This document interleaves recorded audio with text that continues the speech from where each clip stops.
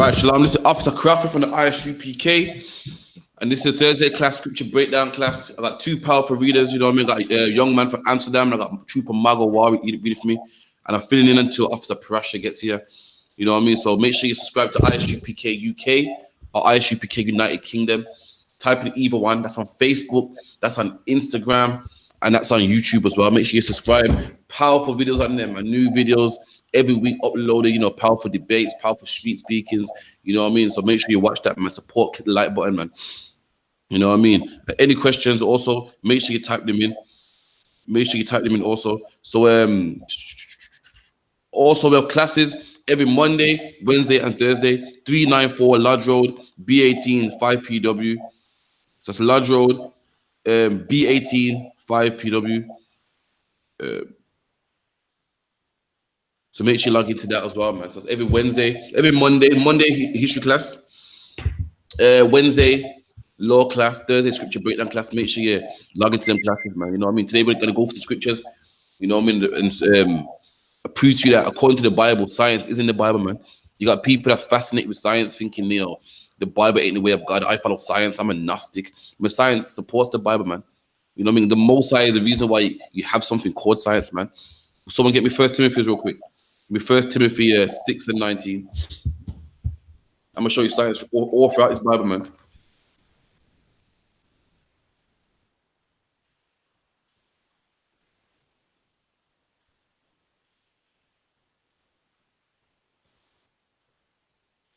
Let me know when you're there, yeah?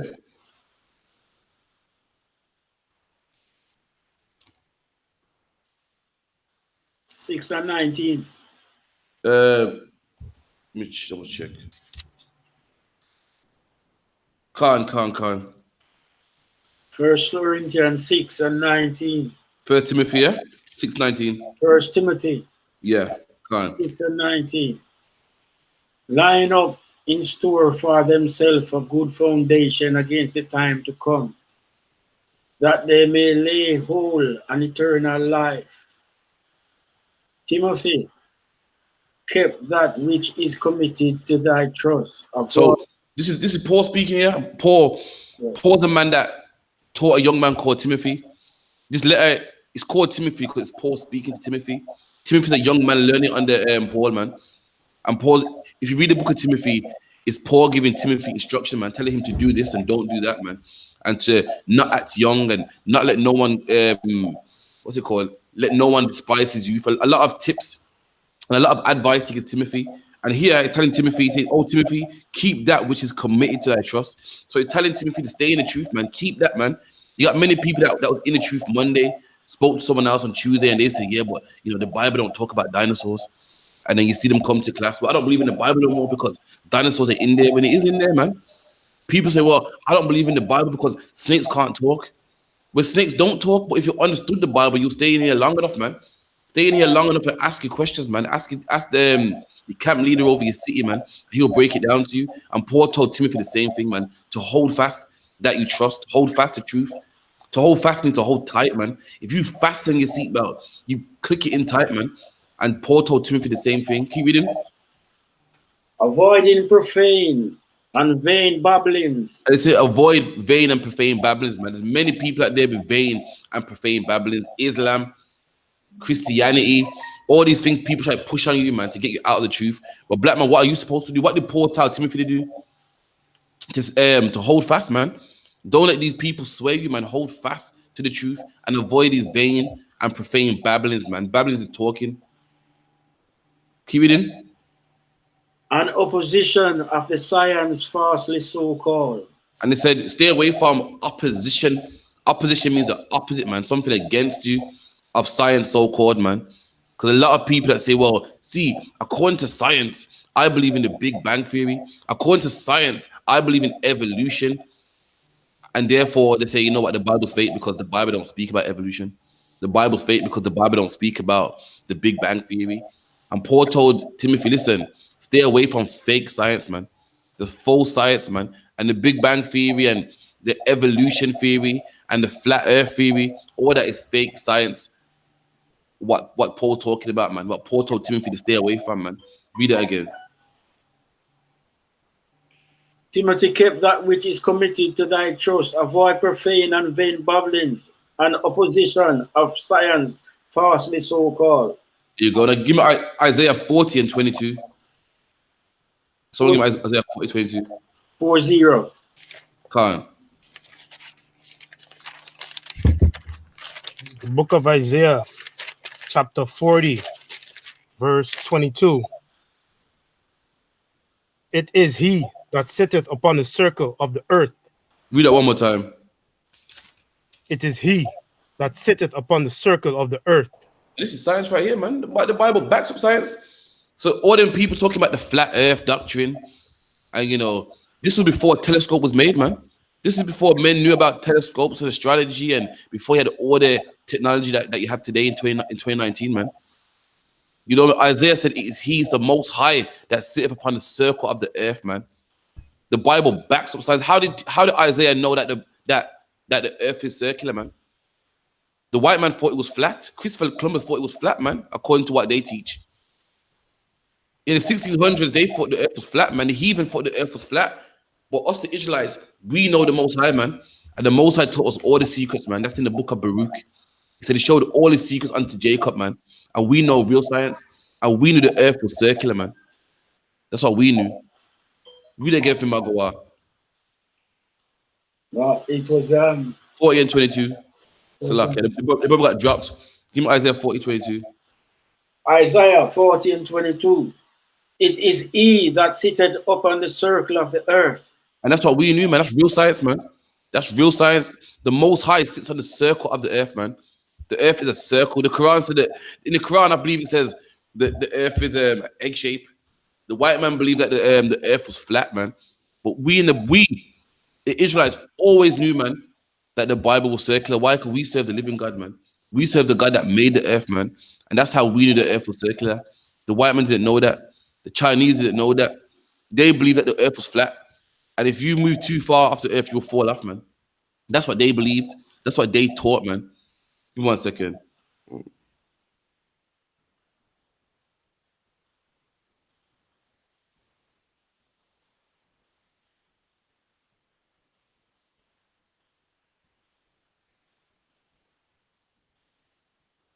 So like, I'll read the book of Baruch. 1 minute.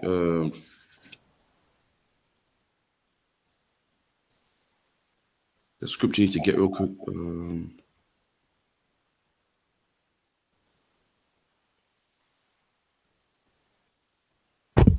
So like, just 1 second.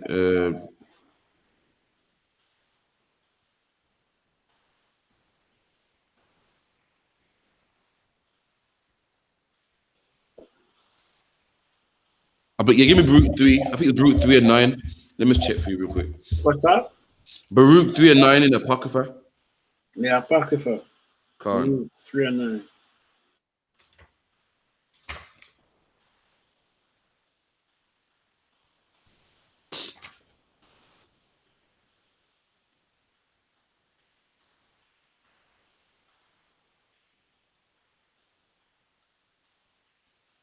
Let me check that. Is it the one?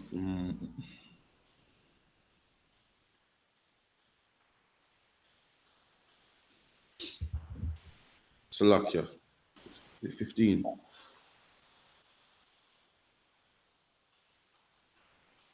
About the commandment. Salakia, give me 1 second.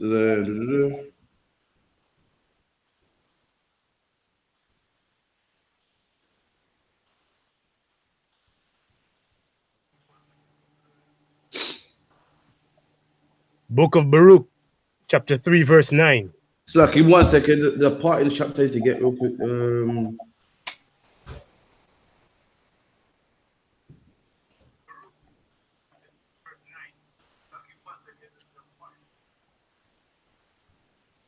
Gone, verse 36.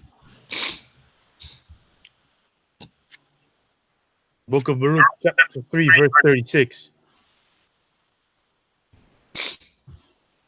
He that found out all the way of knowledge, and hath So given the Lord found out all the way of knowledge, man. Only the white man, Chinese man, they want knowledge, man. The white man believes in evolution. You know what I mean? The Egyptians were cutting open bodies, trying to find how the body works and knowledge. but the Most High got all the knowledge, man. And this is what the Most High did with that knowledge. Keep reading. And hath given it unto Jacob his servant. And did what? And hath given it unto Jacob his servant. And the Lord gave all that wisdom unto Jacob, man. How the earth began, we know it, man. It's in the Bible, man. The fact that the earth is circular, we know it, man. It's in the Bible, man. And why don't the heathen know it? Why do the heathen think the earth is flat? Why were the Egyptians cutting open bodies, man?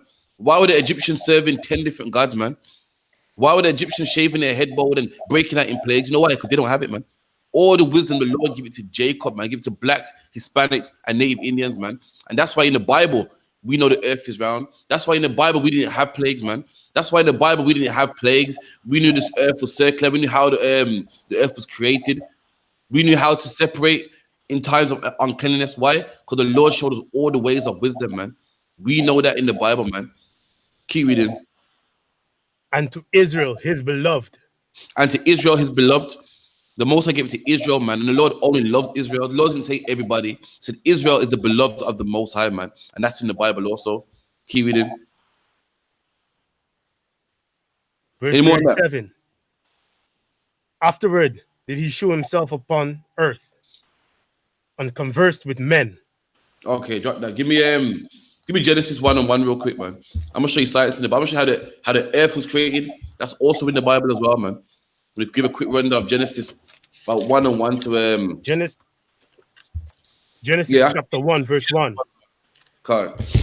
In the beginning, God created the heaven and the earth. So this talk about in the beginning, you know what I mean? If you read the Egyptian books, they got some crazy stories on how the earth began, man. You read the Quran, they got crazy stories on how the earth began. The white man, he ain't got a clue. The white man says a big bang. The white man says, well, no one knows. The white man says, well, we evolved from monkeys, man. But the Bible got the answers, man. And the Lord give it to us. Christians ain't got the answers, man. Christians believe that God himself made the earth in 7 days, man. It's 24 hours, man. That's not what we're about to read right now. So read that again. In the beginning, God created the heaven and the earth. So the Bible says, in the beginning, God created the heaven and the earth, man.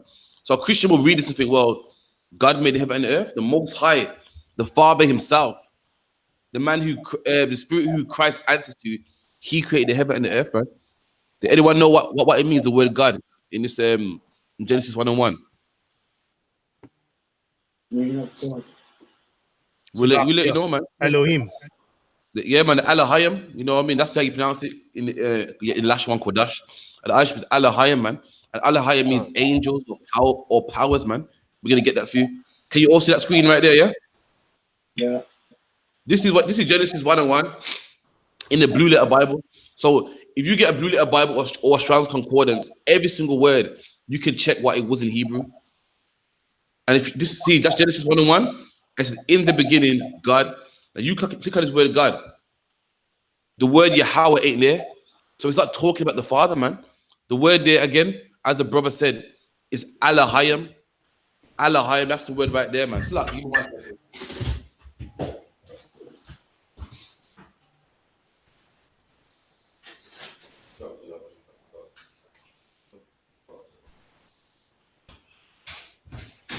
Slap, after Prussians came in the building. So that word right there, when it says in the beginning, God created the heaven and the earth. As you can see, that word there is Elohim. I look at the definition of Elohim. It's plural, rulers, judges, divine ones, angels. That's who there in the beginning, man. God the Father himself didn't come down. He didn't make everything himself. Like, when last have you seen the CEO of McDonald's flipping any burgers, man?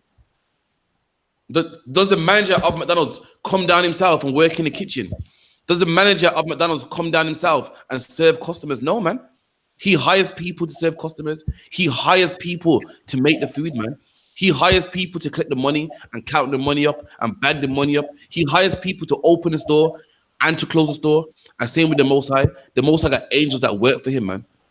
The Most High got angels that work for him. And that's what you're reading here. Christians don't even know that the Bible was written in Hebrew. They're reading English and thinking, well, God did this, man. Nah, man, God's workers did this, man. His angels did this. His Elohim did this. The powers did this, man. So read that again. But this time, don't say the word God. Say the powers. Read. In the beginning, the powers created the heaven and the earth. And in the beginning, the powers created the heaven and the earth, man. Under under the orders of the Most High. The Most High said, make this, and they went and did it, man. And they created the sky, and they created the earth that you stand on today, and the heaven that you look up, man. Look up at. Keep reading. And the earth was without form and void. Anyone know what that means? The earth was without form and void. You know what it means to be void? If you form something, if you form a clay pot, that means you made it. Meaning the earth was without form. Meaning the earth was in its gas state. Meaning all the elements were there, but they wasn't put together yet. So the earth was in, all you could see was loads of gases and elements that weren't get made.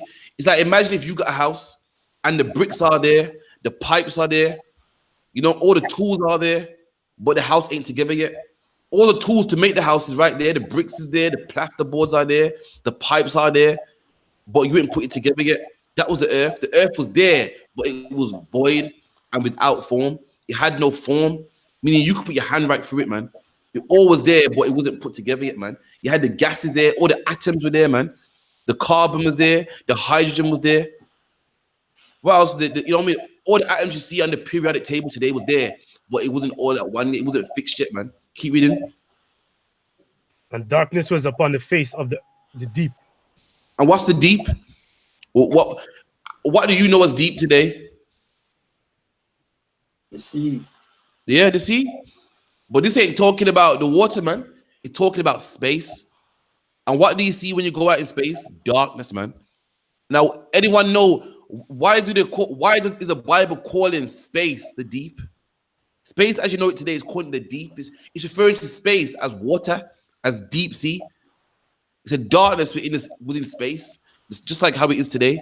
Why is it referring to space as the sea?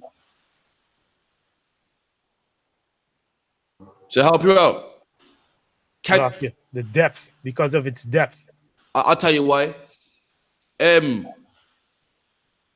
What's the name of the vehicle that travels on water?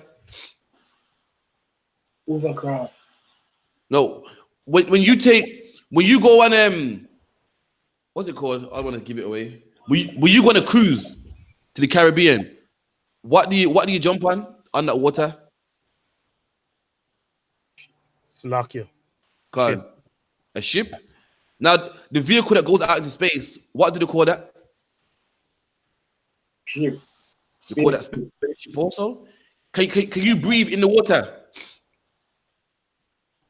No. Exactly. Can you breathe in space? No. Can you? Is there any gravity in water? And when you're in water, you float. When you're in space, you float also, man. That's why the Bible refers to space as the deep. Keep reading. And the Spirit of God moved upon the face of the waters. There you go. It called the deep, then it called the waters. Same thing, man. And the Spirit of the Most High, the Allah moved out in space, man. They were working hard in space. And the Spirit of the Most High moves upon the face of the waters, moves in space, man. Getting things together, man. Keep reading. And God said, let there be light. There you go. And the Allah said, let there be light. Now, Christians read this to go, God said, let there be light, and light disappeared. That's not what he's saying, man. If I say, you know what, let there be a drink on this table, and then someone brought me a drink, does that mean the drink appeared? You don't mean that, man. The Allah sat down, the angel sat down, so you know what, let's make light, man. And they made light, and then there was light, man. And that light is what you call the core of the earth. These angels, at this time, the elements, all these elements and gases, man. And these angels, they got two hydrogen atoms, one oxygen atom, and they made water, man. They made H2O. You know what I mean? They got one carbon atom and two oxygen atoms, put them together, man, and they made carbon dioxide, man. Now the earth's starting to get form. At this time, it's in atoms. It's without form. You can put your hand through it, but now they're starting to make the earth, man. And how do they do that? By the light. The light, the core of the earth, man. When you light a match in gases, it explodes, man. That's where the white man gets his big bang theory from. But the Lord did this, man. The angels did this under the order of the Lord, man. Keep reading. Verse 4. And God saw the light, that it was good. And God divided the light from the darkness. So the angel saw the light, man. You know, we like this, man. Everything went to plan as the Most High ordered it, man. Nothing was wrong, man. They saw it was good. It was tawab. as we say in the UPK, as we say in Hebrew, man. Keep reading. And God called the light day, and the darkness he called night. And the evening and the morning was the first day. And the evening and the morning were the first day, man. The white man like to say the white man like to say that the day begins at midnight, man. That's not what the Bible says. The Bible says the evening. The evening is when the new day is, man. That's where the I.S.U.P.K. What happens, man? What happens at the I.S.U.P.K? When do our holidays start, man? When the sun goes down. When does Passover start? When the sun goes down. That's when the new day is, man. It's not in the morning when the sun's up. It's not 0000. It's at evening, man. Evening first, then the light, man. That's one day. And that's according to the Bible, man. That's a new day, man. How is it a new day? How is it a new day? The white man says it's a new day at 12 midnight, man. But let me tell you something. At 11:59, it's dark. At midnight, it's still dark. So what's new about the day, man? What's so new about it, man? How is that new? What's changed? It was dark at 12. It was dark at 11:59, and it's dark at 12. So what's new about that, man? That is not a new day, man. A new day is when it goes dark again and starts fresh, man. The white man says January the 1st is a new day, a new year, Salakia. That is not a new year, man. It's cold in December and it's cold in January the 1st as well, man. What's new about it, man? That is not a new year. In the Bible, it's a new year. It's in spring, man. That's new. Everything that was dead comes back to life again, man. All the plants spring up again, man. All the trees go green again. That is what you call a new year, man. How is it a new year when it's cold in December and cold in January, man? It gets dark about 4 in December. It gets dark about 4 in January, man. What's new about that, man? Keep reading. And God said, let there be a firmament in the midst of the waters. So remember, the water is space. The Lord said, let there be a firmament. A firmament like a dome. Let there be a dome in the middle of space, man. Keep reading. And let it divide the waters from the waters. I say, let this dome divide water from the water. Keep reading. And God made the firmament and divided the waters which were under the firmament. Now, what's the water? The Lord made in the middle of space, the Lord made a dome, and he divided divided water from the water. So I can read that again. And God made the firmament and divided the waters which were under the firmament. What's the water under the firmament? It might say dome. What's the waters under the dome? You can't.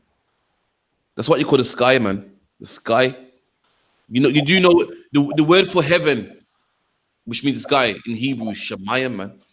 And the root word of that word Shemayim is Mayim, and that word Mayim means water, man. It means water. In the atmosphere, there's water, and the Lord divided the water in the atmosphere from the water out there in space, man. Which you know is space. Keep reading. And from the waters which were above the firmament, and it was so. And it was so, man. So this science in the Bible right here. This is what you call the ozone layer, man, which protects the earth from the sun's rays, man. Which the white man is destroying every time he puts spaceships out there, man. Which the white man's destroying with his pollution, man. The Lord made a firmament to separate water from the water, man. As we know, the Bible refers to space as the water, man. The Lord made a firmament to separate what's out there in space from what's right here on the earth, man. That firmament is what you call the ozone layer, and that protects the earth from meteorites, man. Protects the earth from certain gases, man. Protects the earth from the sun's rays, man. The sun is too hot, man. It can give you cancer. So the Lord put it there, man. I'll get my last scripture for Officer Prash comes here. Give me Jeremiah 31:31.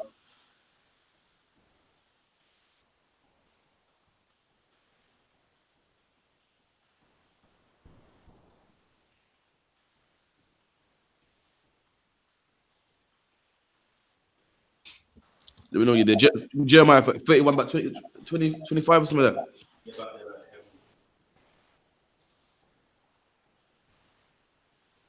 31:31. Khan. Jeremiah 31:31. Behold, the days come, saith the Lord, that I will make a new covenant with the house of Israel and the house. Salakia, 1 second. Not according to the covenant that I made with their fathers in the day that I took them by the hand to bring them out of the land of Egypt. which my covenant they broke. Give me verse 35. Verse 35. Verse 35. Verse 35. Thus saith the Lord, which giveth the sun for a light, and by day. So this is the Lord speaking that gives us the sun for a light by the day. The sun gives us a light in the daytime. We done? And the ordinance of the moon and of the stars for the light by night. And the Lord gives us the moon, man. The moon at night time. If you go to certain, I'm not sure what it is about Britain, man, but for some reason you can't see the moon at night time, man. When you go to certain countries, you can see the moon shining, man. And the Lord gave us that light for night time, man. We done? Which divided the sea when the waves thereof roar. And the Bible said that the moon divides the sea, man, when the waves thereof roar, man. That's science also, man. That's science also. I'm not sure. Can you see this article?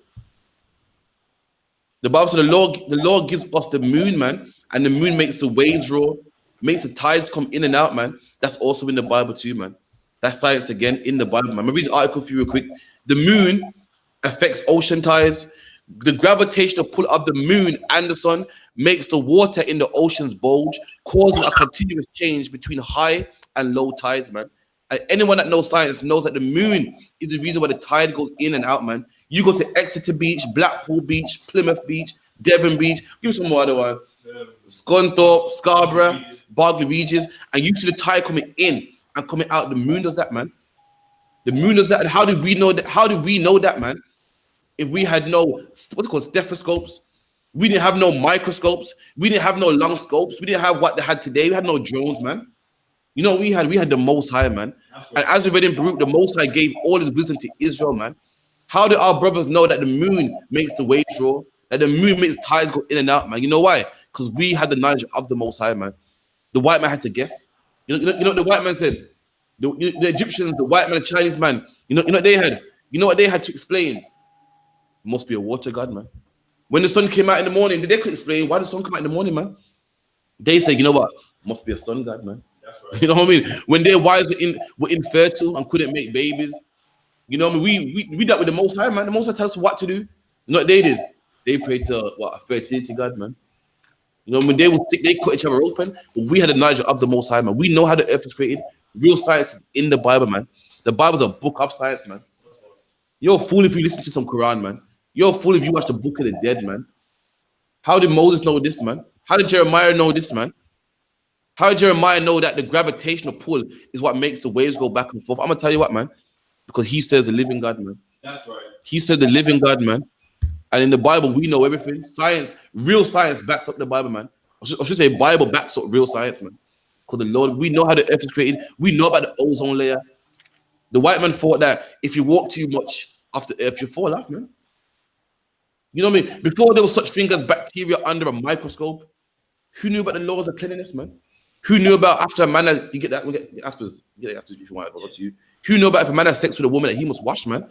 Who knew that if a woman was bleeding, she can't sit on anything and she must wash, man? Why? Because any germs or any disease she's carrying will spread onto them garments, man. And we knew that way before the white man, you know, way before the white man had, you know, what's it called? Stethoscopes and looking at bacteria under the microscope, man. Who's ever heard about the Great Plague of London? The Great Plague of London, the white man, he couldn't figure out what was causing all these deaths, man. And all it was rats in London, man. And guess what? In the Bible, we had a solution for that way before him, man. We get that as well, man. I think Adam wants to bring that as well. So I'm going to pass it on to Officer Prasha. I mean, that's super heavy, man. What's out there, man? Officer Karafia is showing that the science is in the Bible. You know, a lot of people just think the Bible's singing and dancing and this little light of mine, but the Bible's more than that, man.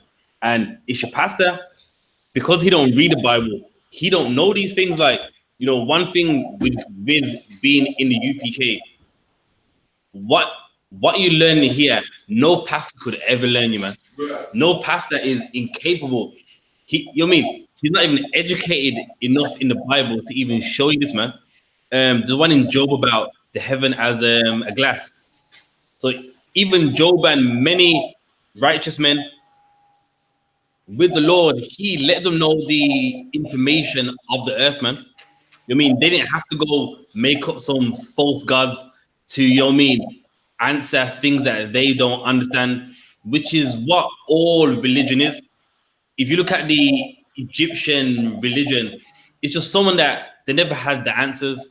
So what they did, well, there's a god for the fertility. Happy, you go in the river, and you'll have you should want to say you'll have a son, and that's what they thought. They thought happy, we go there and we'll have kids, and that was not the answer.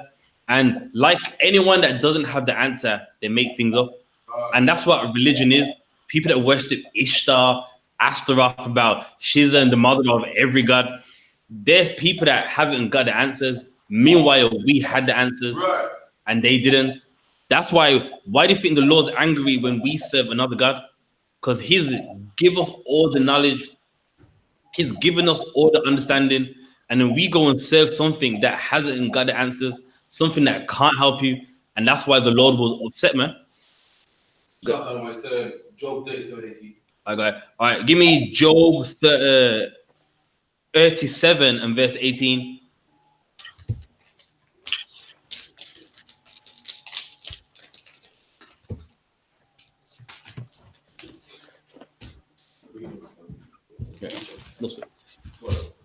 Job 37 and 18.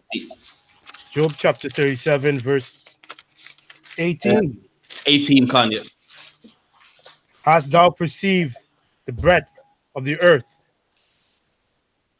Declare it if thou know it all. So now he's saying, have you declared the breadth of the earth? Declare if thou know it. Like, if you know it, let me know. Meaning, no one knows the whole length of the earth, man. Although scientists claim, like so much, like, like we are so much above the E level, they claim they know so much. They can't declare the breadth of the earth, man. They can't do it. Read on. Where is the way where light dwelleth? And I'm saying, and then that's another thing. Where is the place that light dwelleth? Where can you find light? It's one thing to see light, but where will you find light? Now, guess what? Only the Lord knows that, man. And much of people think the white man, he knows it all, his science. Does he know where light dwells? Does he know the home of light? No, he doesn't. Read on. And as for darkness, where is the place thereof? And as for darkness, where's the place? Meaning, where's the home place of darkness? When it's night, darkness it arises. But where can you find the original place of darkness? No one knows, man. Only the Lord. Read on. That thou shouldest take it to the bound thereof. It's like my bad. Try Job 37. No. Job 37 is good.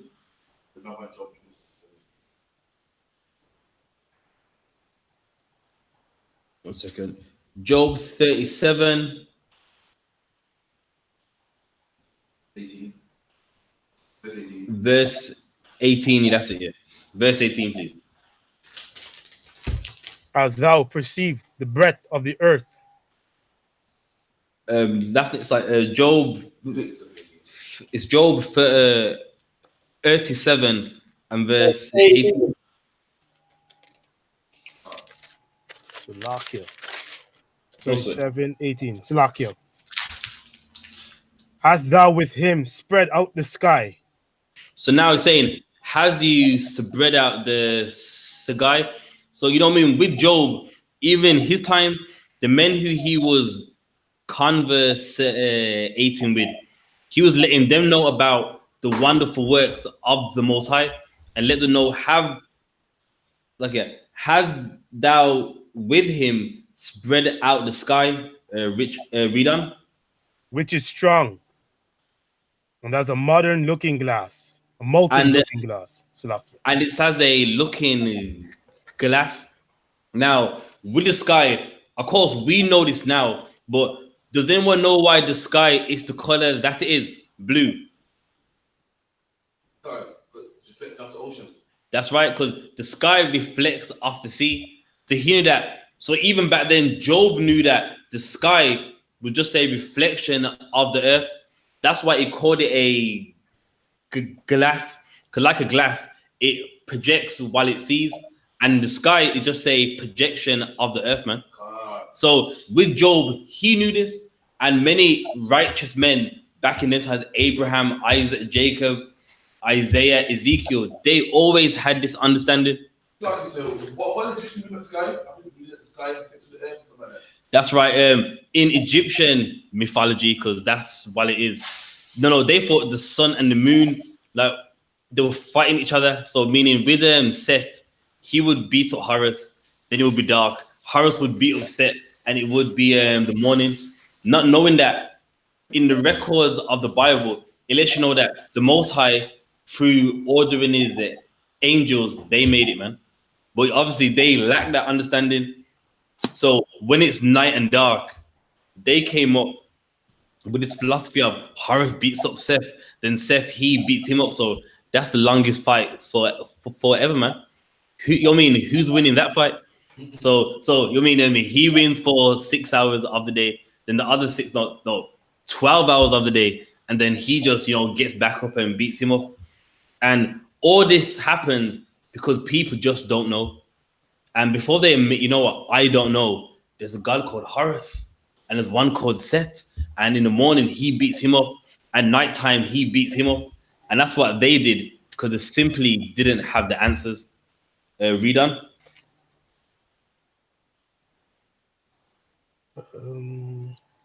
Teach us what we shall say unto him, for we cannot order our speech by reason of darkness. So I can also Job, which was that? It's Job 26 and 7. I believe that's the better one out of the two. Job chapter 26, verse 7. He stretcheth out the north over the empty place, and hangeth the earth upon nothing. And I imagine that thousands of years ago, Job knew that the earth hanged on nothing. You know what I mean? In the Greek mythology, what did they believe? There was a god called Atlas, who's holding the world on his back. Yeah. Now, with like the righteous men of the Lord, they knew that the earth hanged on nothing, man. The earth is just gravitating out in space. And of course, the white man, through his satellites, he can show you that now. But we knew that thousands of years ago. Meanwhile, in many Asian empires, they did not believe that. They thought one God was holding the earth in the palm of his hands, or one was holding it on his back. But you know what I mean? We knew that the earth hanged on absolutely nothing. So if you see there, that's a Greek god called Atlas, where like even in today's terms, with a map is called the Atlas map. But you know what I mean, this is where it originates from. And they believed he held the earth. Some had him holding the earth on his back, and some had him holding the earth upon his hands. But the point being is, they didn't understand that there isn't anyone holding the earth. That was a myth, man. That was made up by Greek philosophers that did not have the answers. Just like Egyptians, just like the Canaanites, just like the Hittites. There were nations that didn't have the answers. And like any empire that don't have the answers, what do? You make it up. The earth's being held by a god called Atlas. Right. With Zeus, he cursed him and banished him to outer darkness, where he was punished. And you know what I mean? He has to hold the earth forever, even when he's tired, because that's what they say. Meanwhile, that's not true, man. The earth is hanged on nothing, man. Right. Read that for me about this so-called god, Atlas. Atlas, mythology, in Greek mythology. And that's the thing, mythology. Mythology, what's the root word of that? Myth means something that's not true. Now, we call it mythology now because we know that it's a lie. We know that it's not true. But back then, they believed it, man. If we was alive 3,000 years ago. I mean, the descendants of the Greeks, they believed it, man. They would say unto their sons, like, son, there's a god called Atlas, and the earth we're standing on, it's him that's holding it up. They believed it. It wasn't mythology back then. Back then, that was religion. That, in their eyes, that was facts.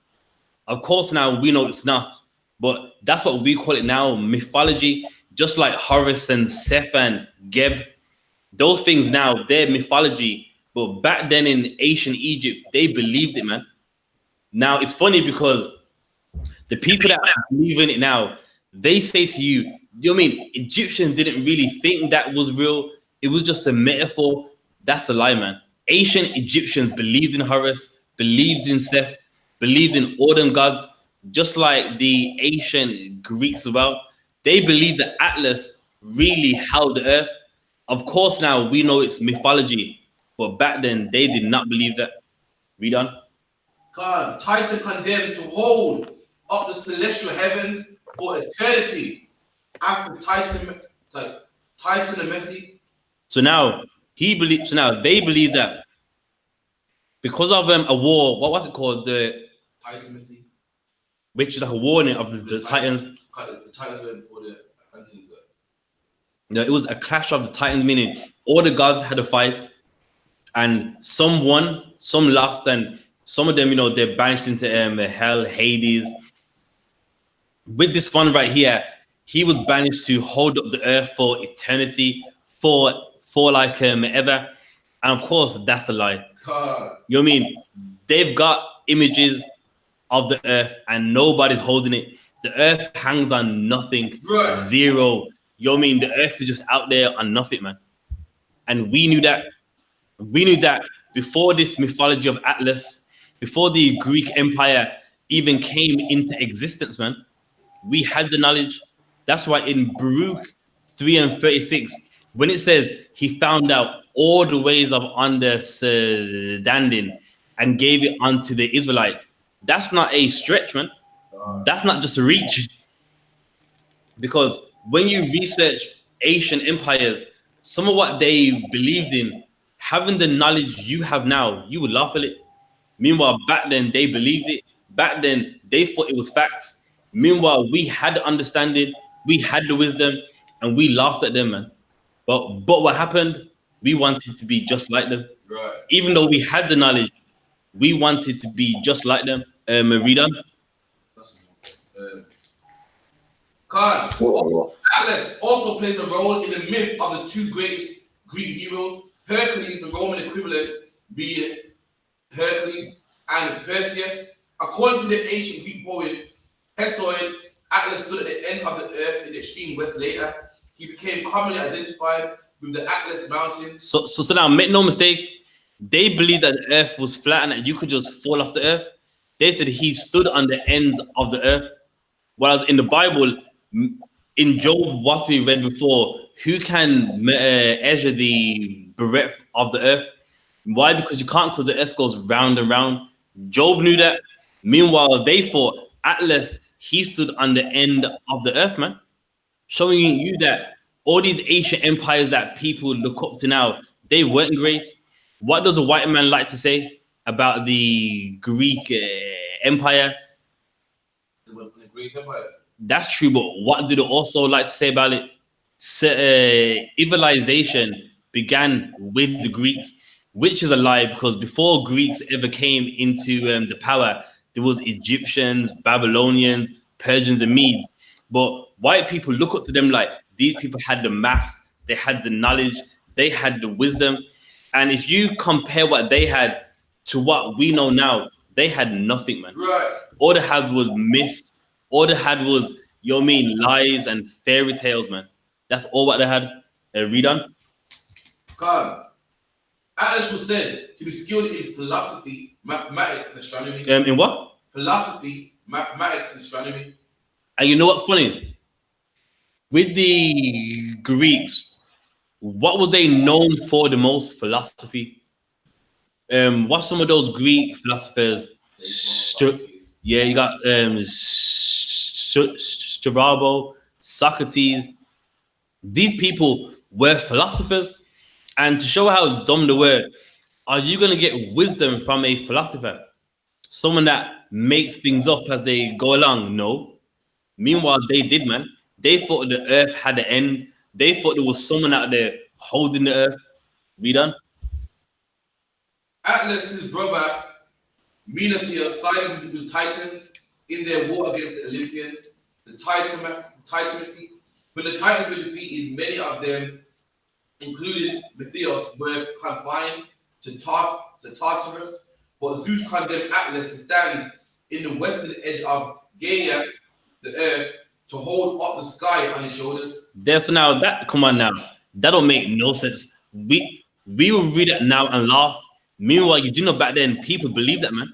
Someone would tell their son, you know, when the god Gaia and Atlas, you know, on the end of the earth, and the son's like, word, jeez. And now we laugh at it. That's why this Bible has wisdom, man. Right. Thing is, people disrespect it now because what the Bible says is evidence. But at one point, what the Bible said, it was amazing, man. Before what the white man knows now, we always had it, man. Right. King Solomon always had it. Right. And what's the one in the Bible, Wisdom of Solomon 11, about the Most High? He showed him how the animals move the earth and everything. So in the Bible, many righteous men, they always had this understanding. God always showed them about the earth. Yeah, you got some? Job 38. All right, let's get Job 38 and verse 35, 38, and the 35th verse.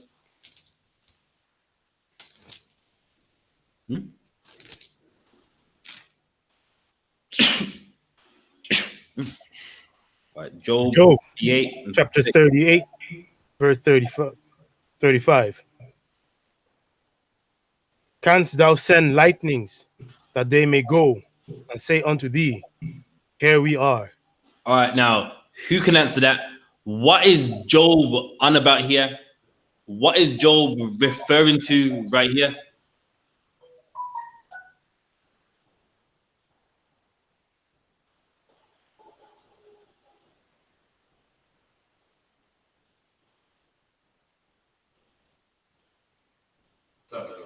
Yep. It's like lighting goals first. Then it says here I am. That's right. So like anyone knows, there's a phrase that goes along with it. Once you see the light, you count to like 2 or 3, and then you hear the noise. And even Job, he's saying right here that can thou send us lightnings that they may go and say unto thee, here we are, meaning first the lightning goes, then you hear the noise. So we always understood that first it's the light, then it's the noise. So we always had the understanding of the earth and how things move, how things happen, etc. Read that for me, Crafty. When lightning bolt travels from the clouds to the ground, it actually opens up a little hole in the air for the channel.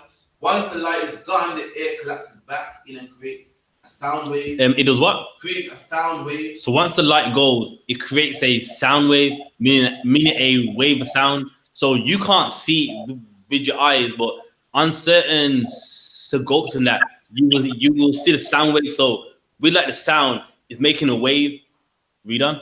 The reason why you see lightning before thunder is because light travels faster than sound. There you have it. And Job, he knew that light travels faster than sound. That's why you see the light, then it says, here we are, meaning then it makes a noise. And that's science right there. What people know now, great men of the Bible knew thousands of years ago. Job was a man that lived thousands of years ago, and he knew this, man. He knew that the earth was round. That's why he asked them, can you measure the breadth of the earth? Because you can't. I mean, we knew about the sky, about the sea, and about lightning, man. Read on.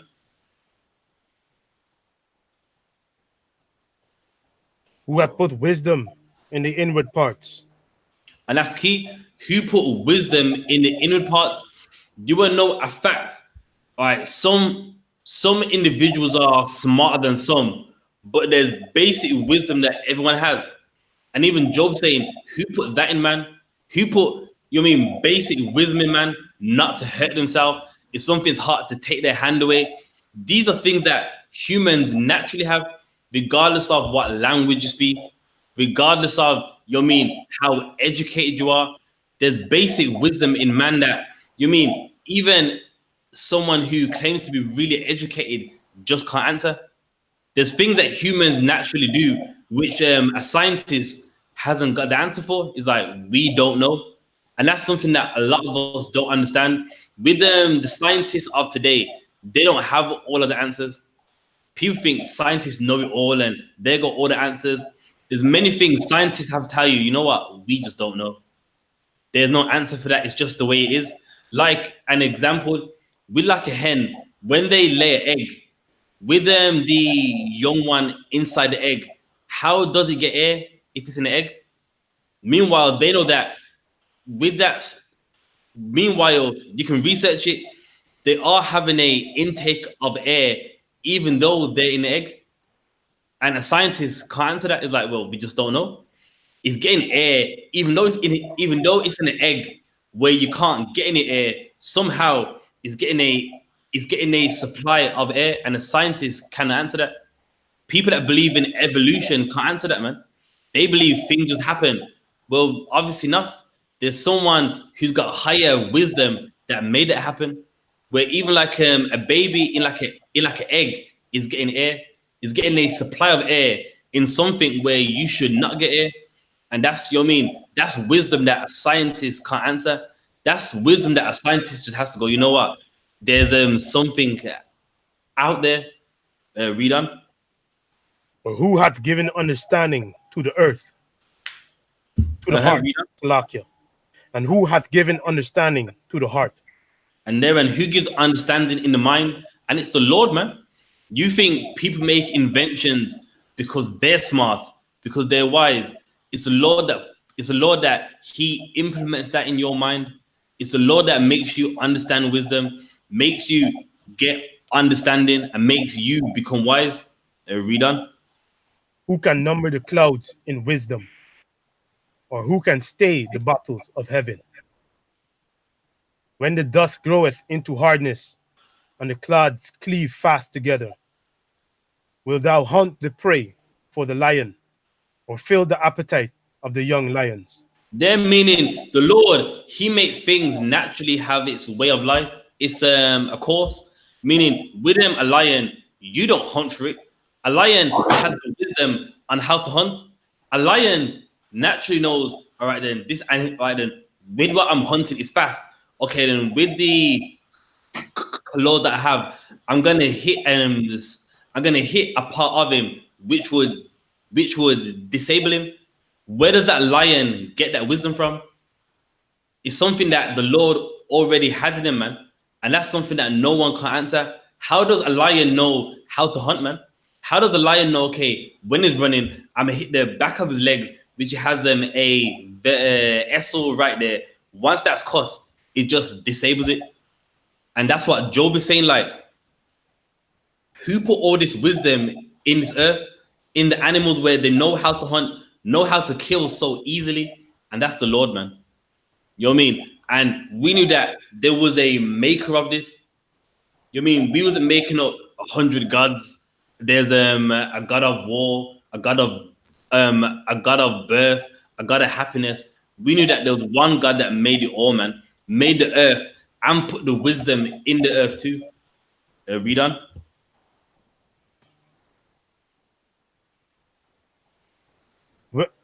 Verse 40.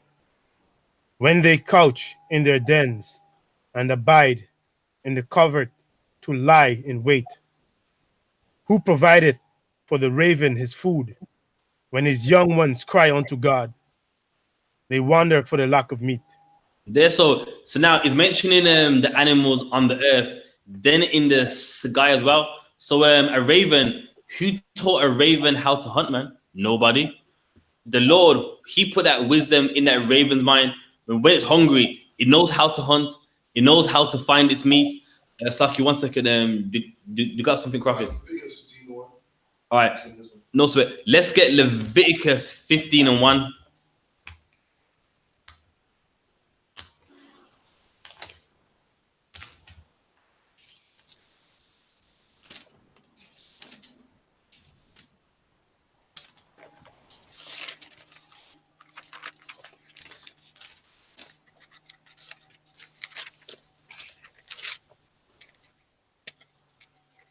Leviticus chapter 15, verse 1. It's 1, yeah? And the Lord spake unto Moses and to Aaron, saying, Speak unto the children of Israel, and say unto them, When any man hath a running issue out of his flesh, because of his issue, he is unclean. So now it's letting you know, if a man have a running issue in his flesh, because of that issue that he is unclean. So what's some examples of this? A running issue. Discharge meaning he got some kind of STD where he's just discharging. You know what I mean? He's not even in the bathroom, but he's like, he's basically got like, something coming out of him, which is not a normal thing. It's not like he's using the restroom. It's something that's coming out of him, and that's strange. There's clearly something wrong with him.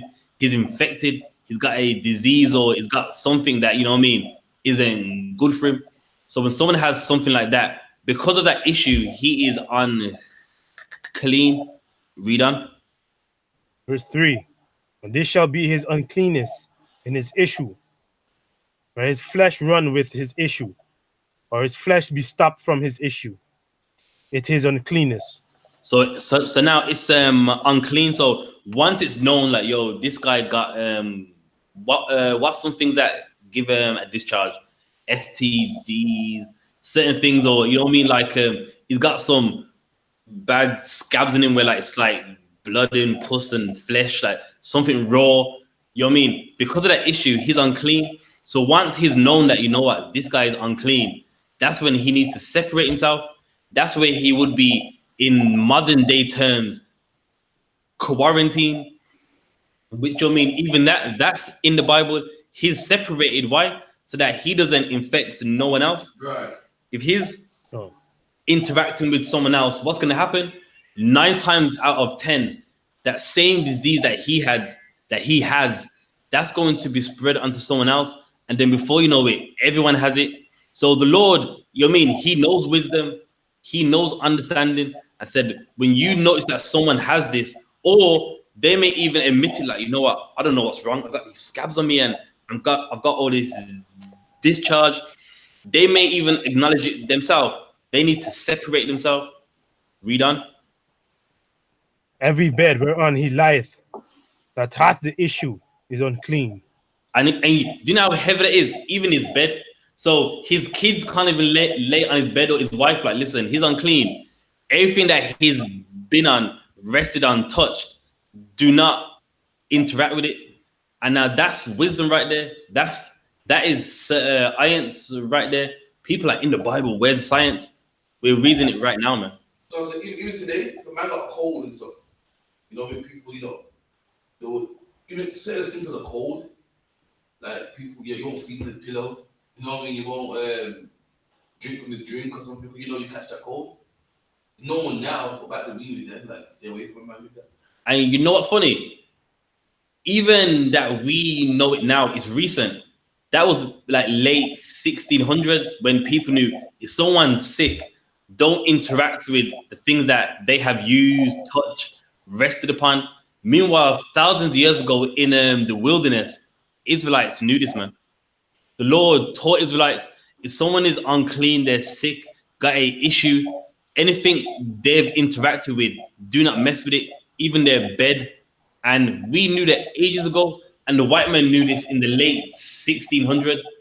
Do you want to know a fact? For a doctor to wash his hands, that was found out in the 1800s. Right. So meanwhile, before the 1800s, a doctor, he wouldn't wash his hands, and he infected many of the people he was trying to help, and thousands of people died. Do you want to know a fact? You can research it. In the World War I, many of the soldiers that were dead, do you know how they really died? They died of something called trench foot. And do you know how that happened? Because they wouldn't change their socks. They wouldn't change the clothing that they had. And many of them died from that, from from the actual war. So basically, in the World War One, many of them died from the diseases more than being shot, more than being hit by a bomb. Why? Because they was nasty, man. They were dirty. You know what I mean? A lot of people like to watch documentaries on the World War One, and you look up to a soldier like he's clean. Look at him in his uniform. He was dirty and filthy, man. He was disgusting. He didn't even change his uniform or his socks. To put that up there, so that is trench foot, which killed a lot of the soldiers of World War One. That disease right there, it killed soldiers in World War One more than bombs, more than guns. You know what I mean? That right there, man. Hold on now. Put that one back up at Salaki. What you call that? It's called trench foot, sir. Good night. I'm calling a devil that tomorrow. Put that one back up. Let me see that shit out. Salaki, brother.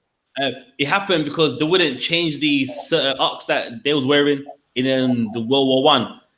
So that took a lot of their lives, more than guns, more than bombs.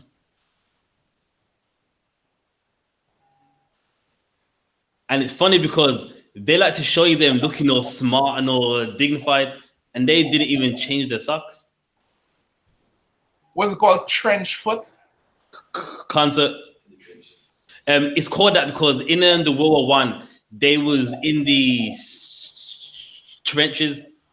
So because like all the water and like everything there, it got in into their socks, and they wouldn't change their socks.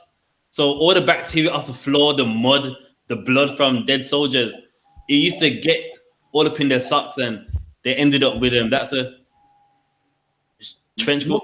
Maybe devils is just nasty. Maybe that's why. Maybe they're just filthy and nasty, brother. Good night, brother. There's homeless people who don't get shit like that on their foot. There's people who literally have no homes, no water to bathe, and their foot don't look like that. Maybe these devils is just nasty.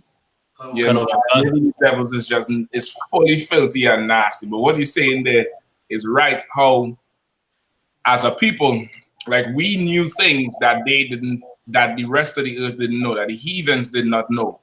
You understand? Like they say Jacob is the former of all things. They tell you in the Josephus how Joseph was teaching them, how Moses was teaching them. You know what I mean? Teaching, giving them sense, giving them a way of functioning in life that they didn't have before. Even the very thing like bathing. Bathing is an Israelite culture. That's not okay to the white man. That's to white society. Taking a bath is like is scientific. You get the point? For us, it's a culture. It's a cultural thing. It's something we do. We clean. We wash. Even okay, Rasha, you over there in England.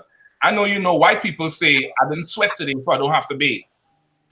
Concert, that's right, sir. Don't they say that in the middle of the winter? They say, well, listen, it's so cold, I didn't sweat, and the coldness kills the bacteria anyway. Bacteria only comes alive in warm temperatures, so I don't need to bathe. Right or wrong? That's right, sir. If I may, sir, go ahead.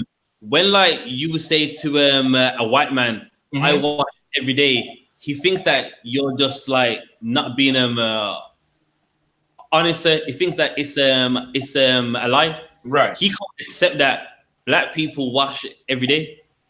They find it hard to it's scientific for him. It's like taking a pill. It's like, you know, radiation treatment. It's like you got cancer and you gotta go get a shot of radiation. That's what a bath is for them. But for us, it's culture. And I want you to understand when I say culture, it's like we wear gold chains. It's cultural. It's a cultural thing for us. That's why we even in our slang, when you disrespect somebody, you say you look dirty, dusty. You know, you're dusty, rusty, dingy. Like we put that on somebody, not saying that they don't bathe, but it's a cultural thing for us. It's part of who we are. Washing is our culture. That's where the baptism comes from. The whole token of baptizing was because as a people, we wash a lot. We wash at sundown, wash at even, wash. If this happened, wash. It was so much in our culture. And to a heathen, it's like wasting water. It's like you're not. Yeah, be good. Me, Officer Karafia, he's got some more on the trench foot, sir. No, about how it happens, sir. Is there any way he could bring the computer up there without disrupting anything? Cancer, you can do it. Okay, if you could just bring the computer up there without disrupting anything, without unplugging anything, and let's go ahead and continue rocking. All right, but that for sure, Trenchford. I got some more things to back you up on the science. So lucky on the lateness, they was doing some maintenance here in the school. See, Satan standing right outside, bringing that heat, brother. I don't know what's going on with DC this week. It was cool just 2 days ago. It was all cool just 2 days ago. Now it's something else.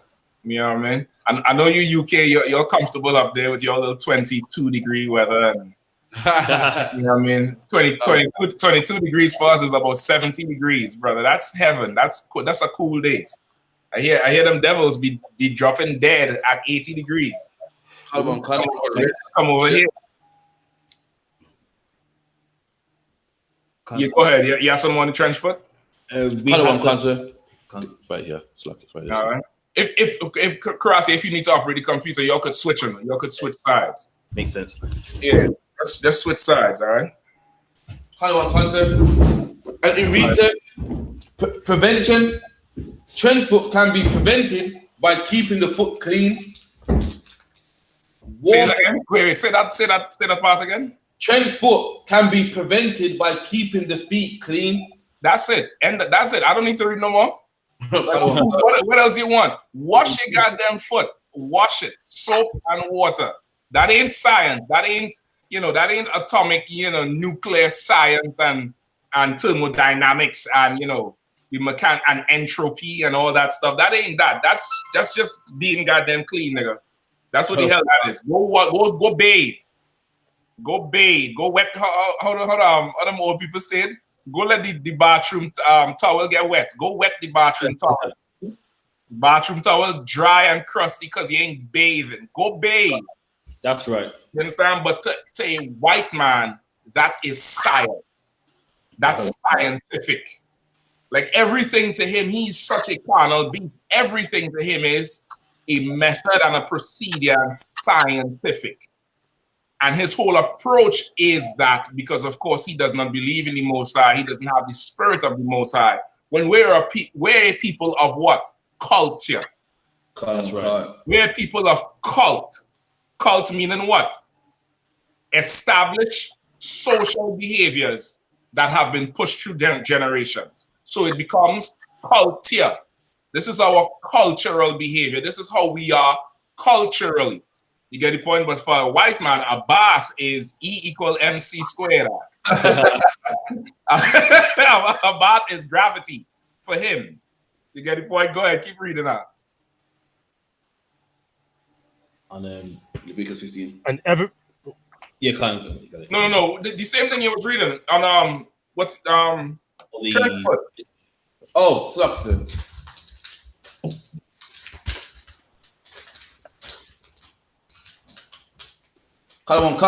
Trench foot can be prevented by keeping the feet clean, warm, and dry. It was discovered in World War I that the key preventive measure was regular foot inspections.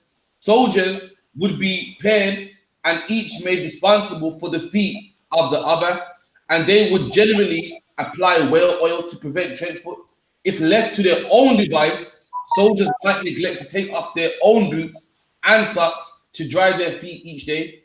So you see that? Hold on, that again. You see why I said that ain't got nothing to do with science. God, if left to their own devices, the soldiers would not even take their shoes off to tend to their feet. He will be a vagabond and a fugitive. The white man is just a bum. That's it. Sleeping under a bridge in an expensive suit, going to war, flying planes in space, but he is just a bomb. He's just a creature of nature that he doesn't understand common things like bathing, like brushing your teeth. He doesn't understand that type of stuff. He doesn't understand being clean, washing. White man went into space on the Apollo 13 and pissed in space. They would urinate and have nothing up there, no method of, okay, we're going to have a tank, how much, 100,000 cubic gallons to collect waste and bring it back to Earth and dispose of it properly. They let the piss out in space, because that's who he is. You could go look it up. Now they have modified the shuttles to do different things, or so they say. But back then, they would just let it out in space. But meanwhile, he lock you up if you piss on a tree. Oh God! You get the point. This has to do with him. This has to do with him and who he is. But for him, taking a bath is science. That's why his soaps are. This soap removes more bacteria, and that soap removes more bacteria. Well, listen, if you never get in the tub, you ain't gonna remove nothing. Yeah, I mean, you busy selling soaps, nigga. Get in the tub. I think in the kingdom that's gonna be punishment for a white man. Bye. he gonna be scratching the wood on the floor and breaking nails, trying not to go in the damn tub. You get the point?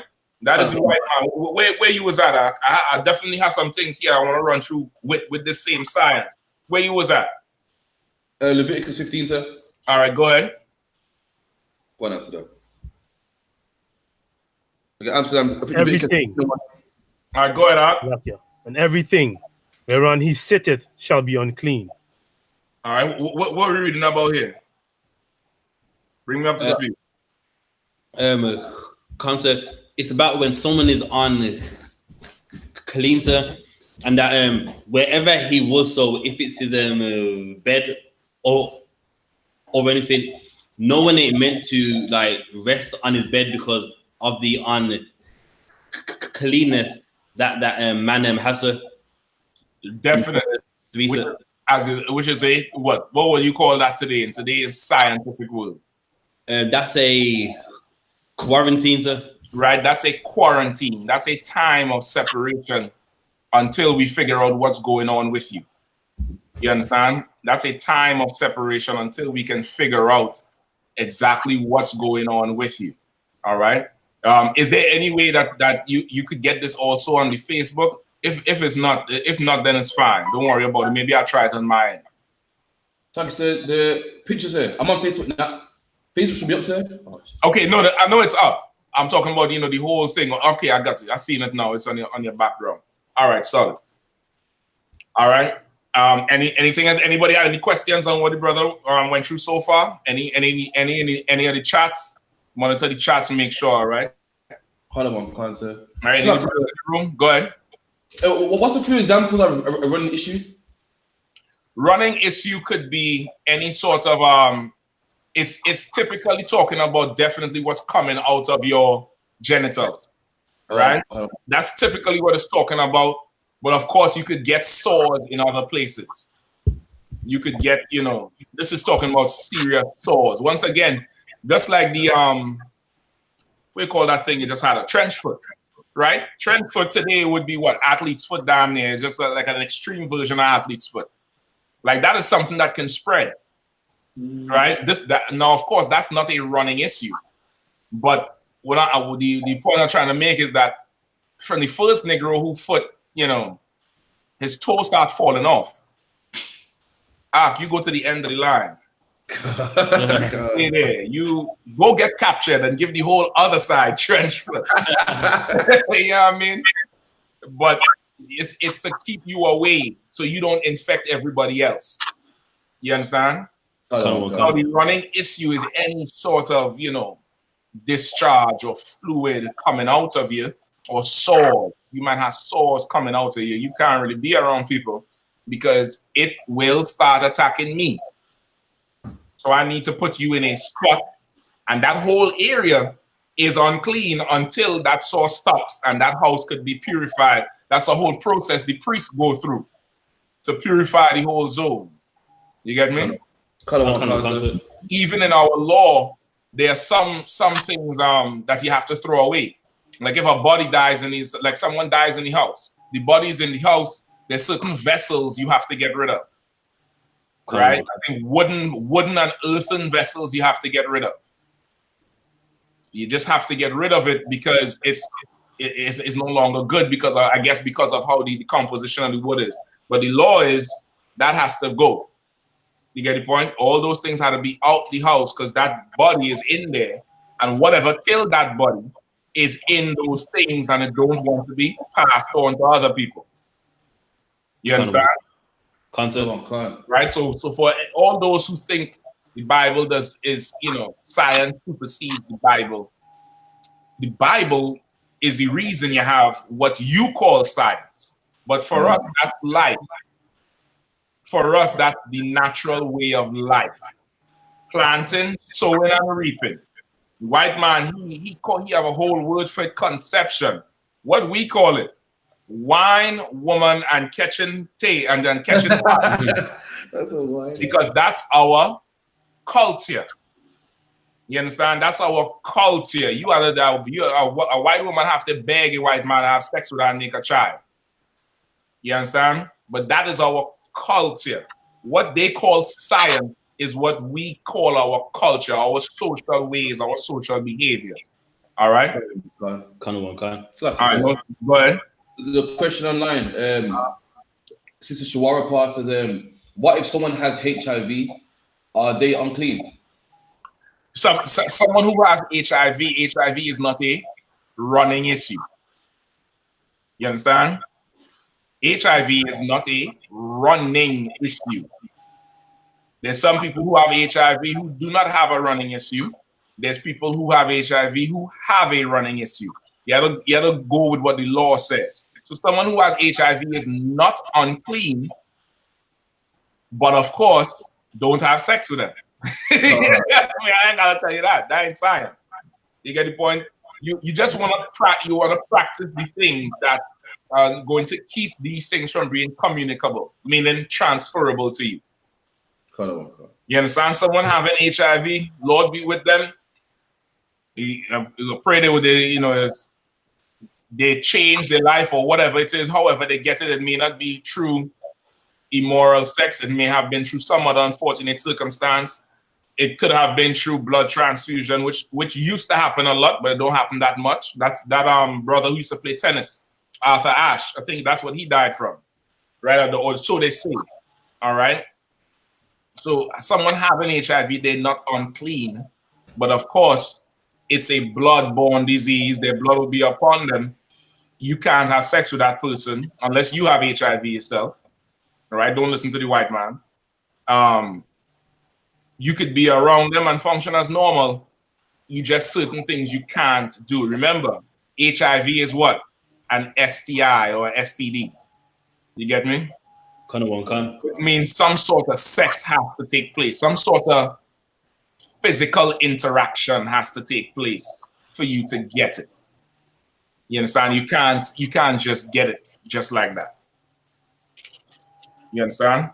I hope that answers the sister question. All right. Any more questions on the science? Last I had baptism in the Bible dictionary about the washing. Go ahead, come on with it. Is baptism, Salakia. The word baptismal is usage for appears in the Mosaic law of purification, where it undeniably means a mere washing or cleansing. A mere washing or cleansing. That's all it is. Just washing and cleaning. Washing, cleaning, washing, cleaning. It's taking a bath. It's the whole idea of going to wash. Going on and wash that stink off for you. Wash the day off. Yeah? That's old school. You know what I mean? You come home, go and wash the day off of you. You get the point? It's that whole idea of washing, but that's our culture. That's not science to us. It's not. It's amazing to you, but for us, that's culture. It's I don't care how cold the day is, brother. Turn the water on and put the soap bar there for me, please. I don't care how cold it is. Go bathe. Go bathe your yellow teeth devil behind.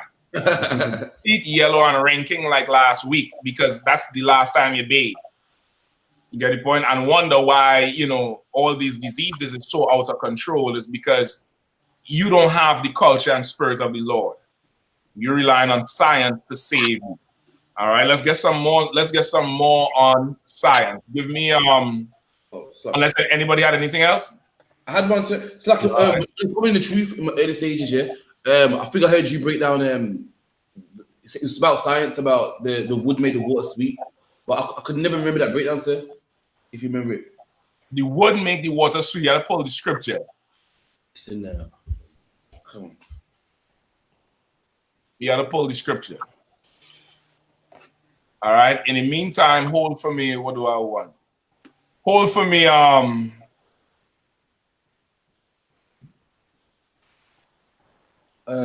Concept Leviticus 25. Leviticus 25. Hold for me. Leviticus 25. Go ahead. I've got the verse that Officer Karakia was on about, sir. Go ahead.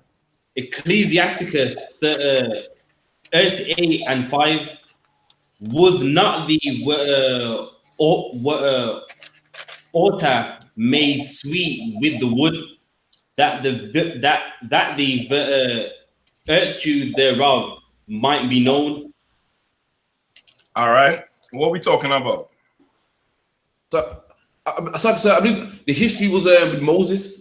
You know, I believe the children of Israel was in the wilderness, and they came across some bitter water, like I'm guessing salt water or something like that. And he used wood to make the water sweet. If I'm correct. He used the wood. Okay, when you hear sweet, what are you thinking? I feel like sugar and water, sir, or some beverage. I know. You're big diabetic. Information. You stage 10 diabetic. Okay, sir. Go ahead. If I may, it means sweet as in it was just good to have. Sweet. Once again, don't think science. If you're scientific in your head, if you are equal MC squared, H2O, I don't know, you know, whatever, right? Free radicals and all that stuff. I'm not gonna be into it. Having knowledge of it on that level is good. But if you think that's gonna make a difference in your life, you're a dummy. Right now, when I say make a difference, I'm talking about the lives of Blacks, Hispanics, and Native Indians. All right. Now, sweet for us means good. Come on. You understand? When you call your woman sweetie or sweetheart, is she full of sugar? No, but she's full of something that's nice. good, something that's nice, something that's good. You're just trying to find these ways to describe it. But whatever it is, it's good, sweet, yummy, right? So the water, it was made good by the wood. Now, what is that today?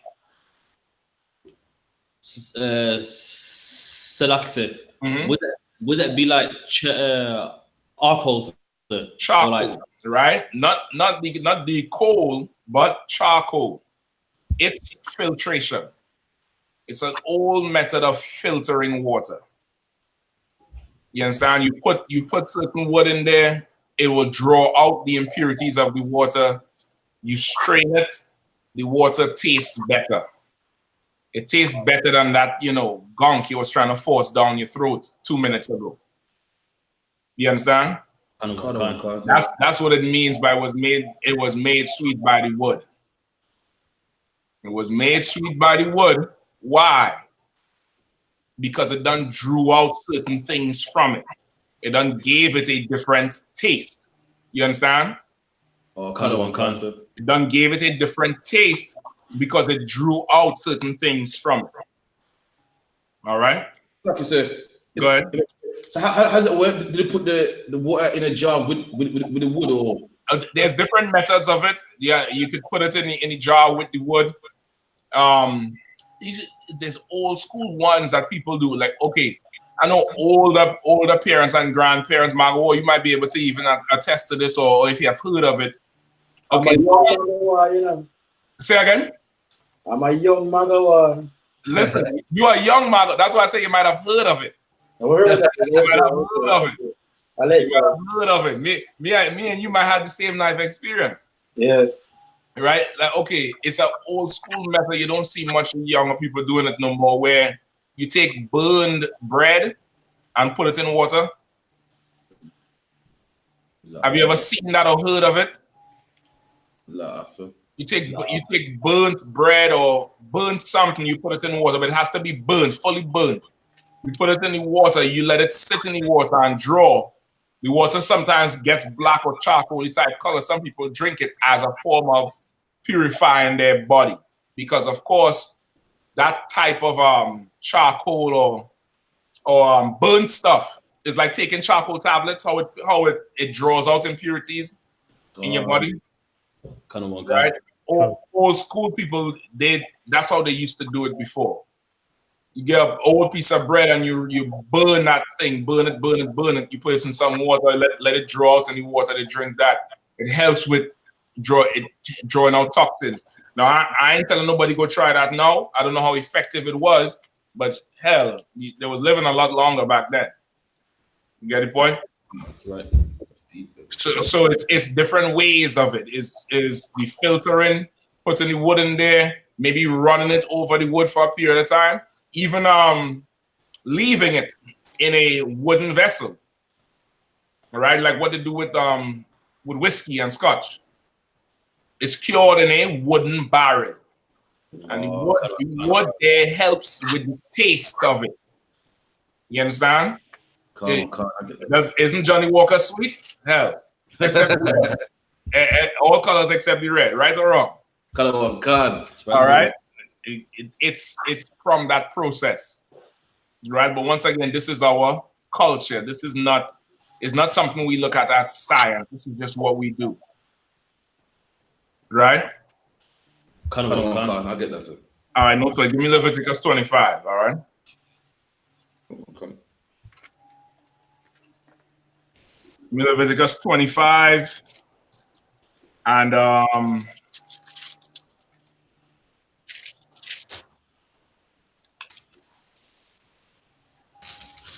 start at 4.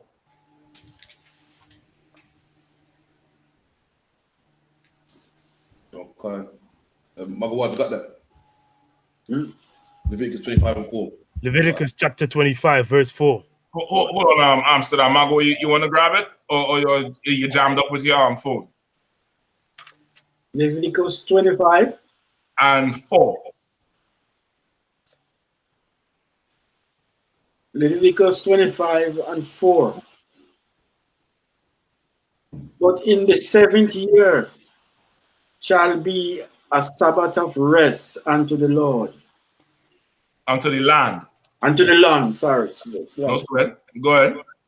A Sabbath for the Lord. Thou shalt neither sow thy field nor prune thy vineyard. All right, keep going. Verse 5. That which groweth of its own accord, or thy harvest thou shalt not reap. Neither gather the grapes of thine and dress, as thy vine and dress. For it is the year of the rest unto the Lord. Unto the land. Unto the land, sorry. Right? No sweat, no sweat. So, okay, what does this say? Who got it? If I may say, it's saying that just let the land rest at a specific year, sir. So if you let the land rest, then like when the Lord said that it's fine to get back to owing on that land, you will reap a lot, much more. Like you let the land rest. So now, okay, break it down again. Because it's the year appointing a year for the land to have rest, so that you can't like do any work on that land. And if something does grow, you can't mess with it. It'll just grow of its own accord. A lot of plants, when they grow and they die, they actually take the resources from what's dead and they reproduce themselves and they grow back stronger.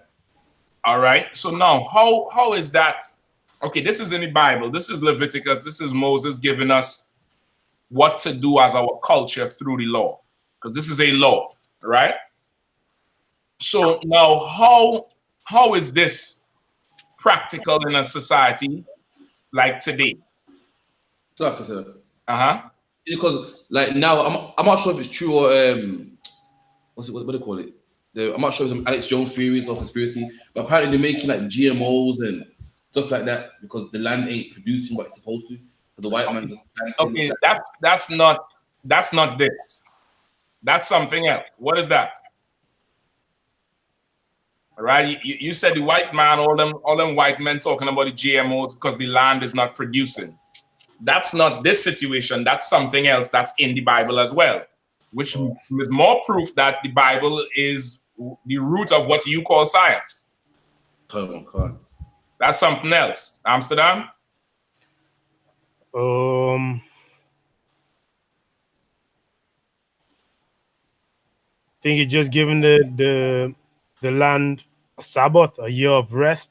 That's what it's giving it. That's what it's giving it. But the other thing that Officer Karafia just mentioned, with how the white man is talking about the land is not producing. That was a curse. Salaki, that was a curse. Give him a hand. Give him a hand. Good job. Give him a hand. All the way there. That's Alex Jones' punishment, Doc. That's George Bush punishment. That's Clinton's punishment. The land will not yield her resources to you. Right. Right? The land will not give you anything. That's his punishment. You get the point? That's what that is. This year is something different.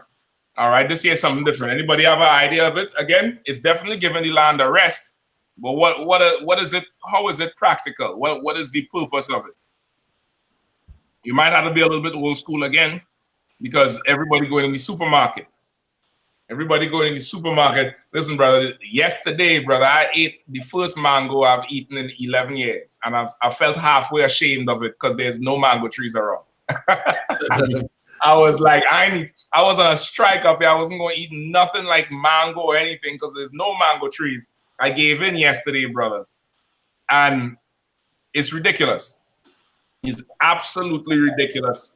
You know, the way how we are as a people now, that the concept of how things grow is foreign for most people.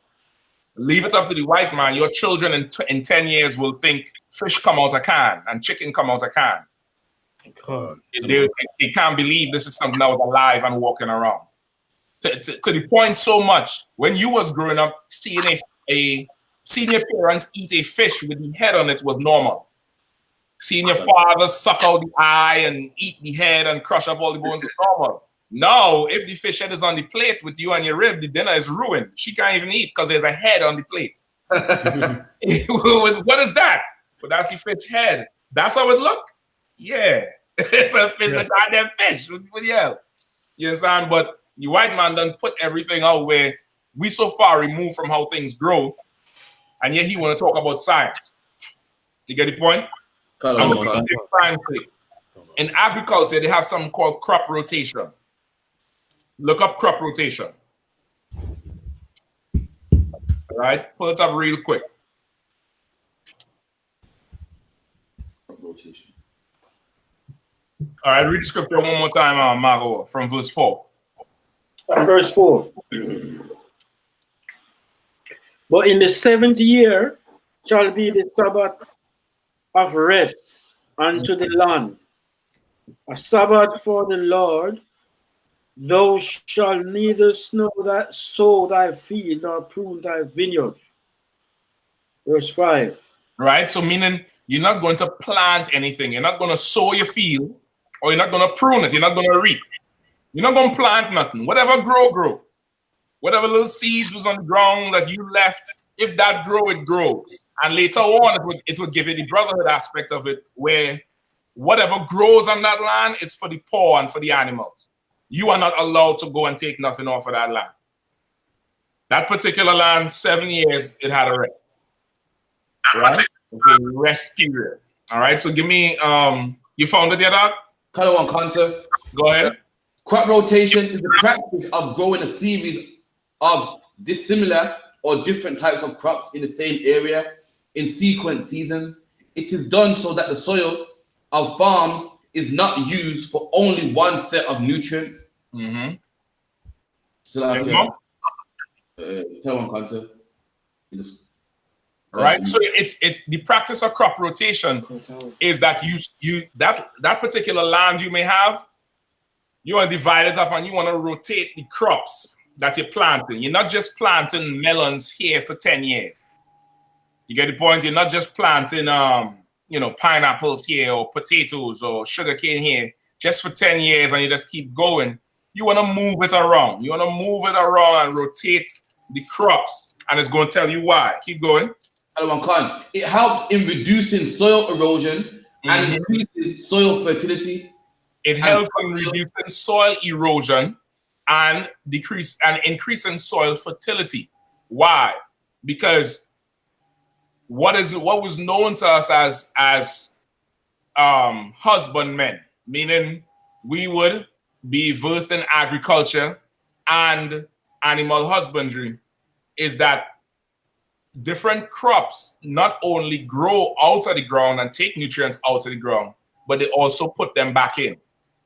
There's certain peas and legumes you could plant to put nitrogen and potassium back into the soil so that your soil don't just get, depleted and can't grow anything after a while because you done just ran it into the ground. The Lord is saying, give it a break for a year and then you come back around and plant again. But whatever grows in that time, let that grow. You get the point? Today now they have a system that comes from that, which is the crop rotation. And if you research crop rotation or you know anybody who is a farmer, resting parcels of the land is part of the crop rotation. You might have 5 lots or 5 parcels of land or whatever. You might be planting 4 at a time. And then you switch, plant another 4 and rest 1. Then you switch again, you plant it. So you're rotating it around. So your land don't get depleted. Now that's our culture. You understand? That's our culture. That's something, we do, but to them, it's science. It's, measuring potassium levels of soil and nutrients. To them, it's that. But for us, this is just life. This is what we do. You get the point? This is just life. This is what we do. The white man calls that science. No problem. You'd be amazed by that. We are light years ahead of you anyway. That's right. We just so far ahead of you any goddamn way. Let's get some more on science. All right. Give me Tobit. Give me Tobit real quick. Somebody look up them fish oils. Them vitamins. All them vitamins and parents used to give you a long time. That used to taste like trash. And say it was good for you. There's a ton of fish oils. All right. Find me also Tobit, where he was given the instructions on how to rid the demon out of that woman he was supposed to go take. Concert.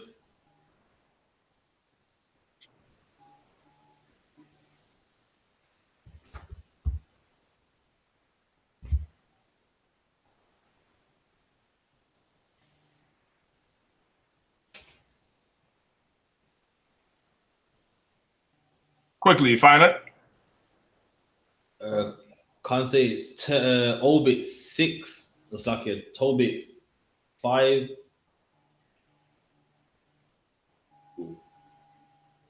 Can't go on. Tobit 6. Yeah, it's one 6 and 6 and 5. It's Tobit 6 and 5. Go ahead.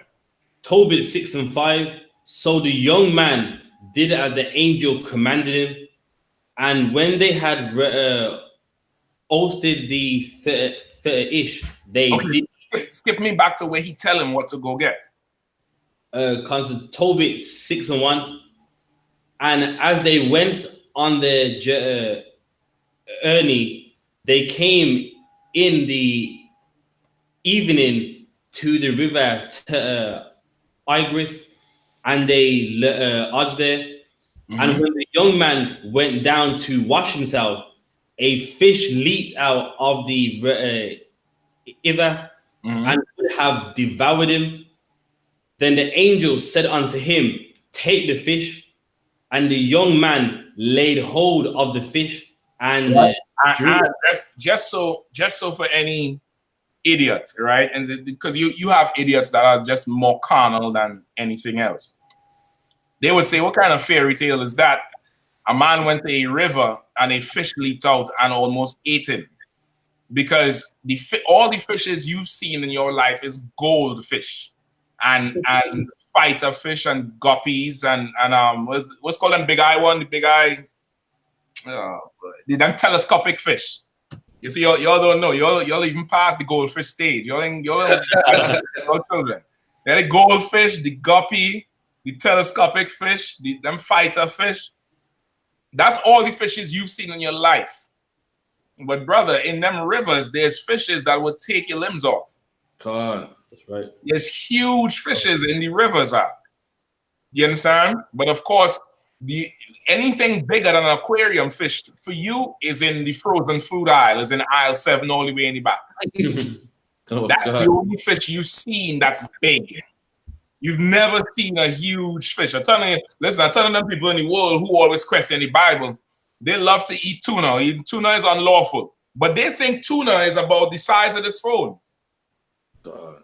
Somehow tuna to most people is, a small cuddly fish that you just grind up. A tuna is big like half a car.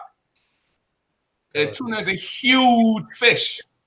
So this is not something that's unfathomable. You went to the river, this fish come up to grab him. Because fishes eat. You don't know that they eat. They're going to come up there. They'll find out that you wasn't, what they was normally having for lunch later, but they will take a snap at you. Right? And the angel had to tell him, get it. That fish come to eat you? Nah, you going to eat him. Right? Go ahead.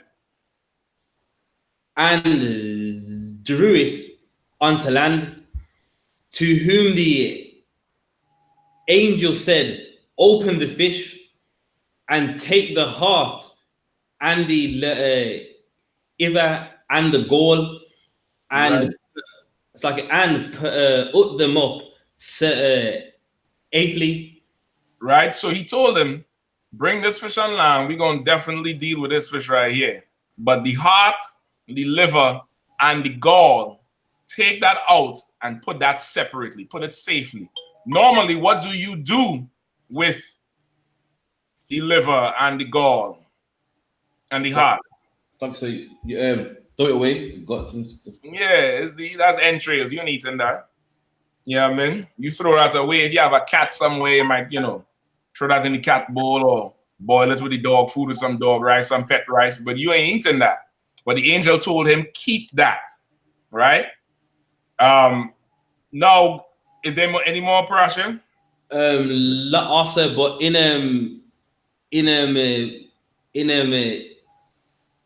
11 and for also, that's when he used it, sir. Okay, solid. Amsterdam, you have an apocrypha? Go. So lucky, sir. It's 11 and 8, sir. No sweat. Amsterdam, you have an apocrypha? Go on. All right, go ahead. Tell them where you're at. It is Obit 11 and 8.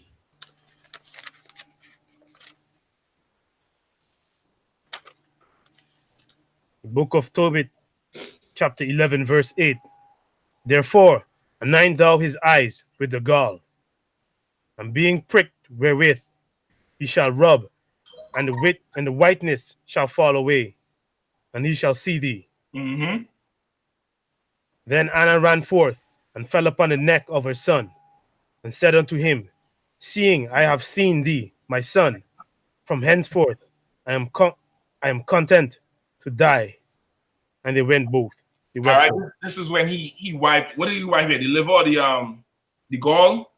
Go on. The Gosa. He wiped the gall on his eyes because his father, Oh. his eyes started to fade. Right, his eyes started to fade and get fuzzy. He wiped that and he was able to see. Skip me to where he put the fish, the heart or the liver with the coal and burnt it with the broad. You skip me ahead a little too far. This is one. Y'all keep this in mind.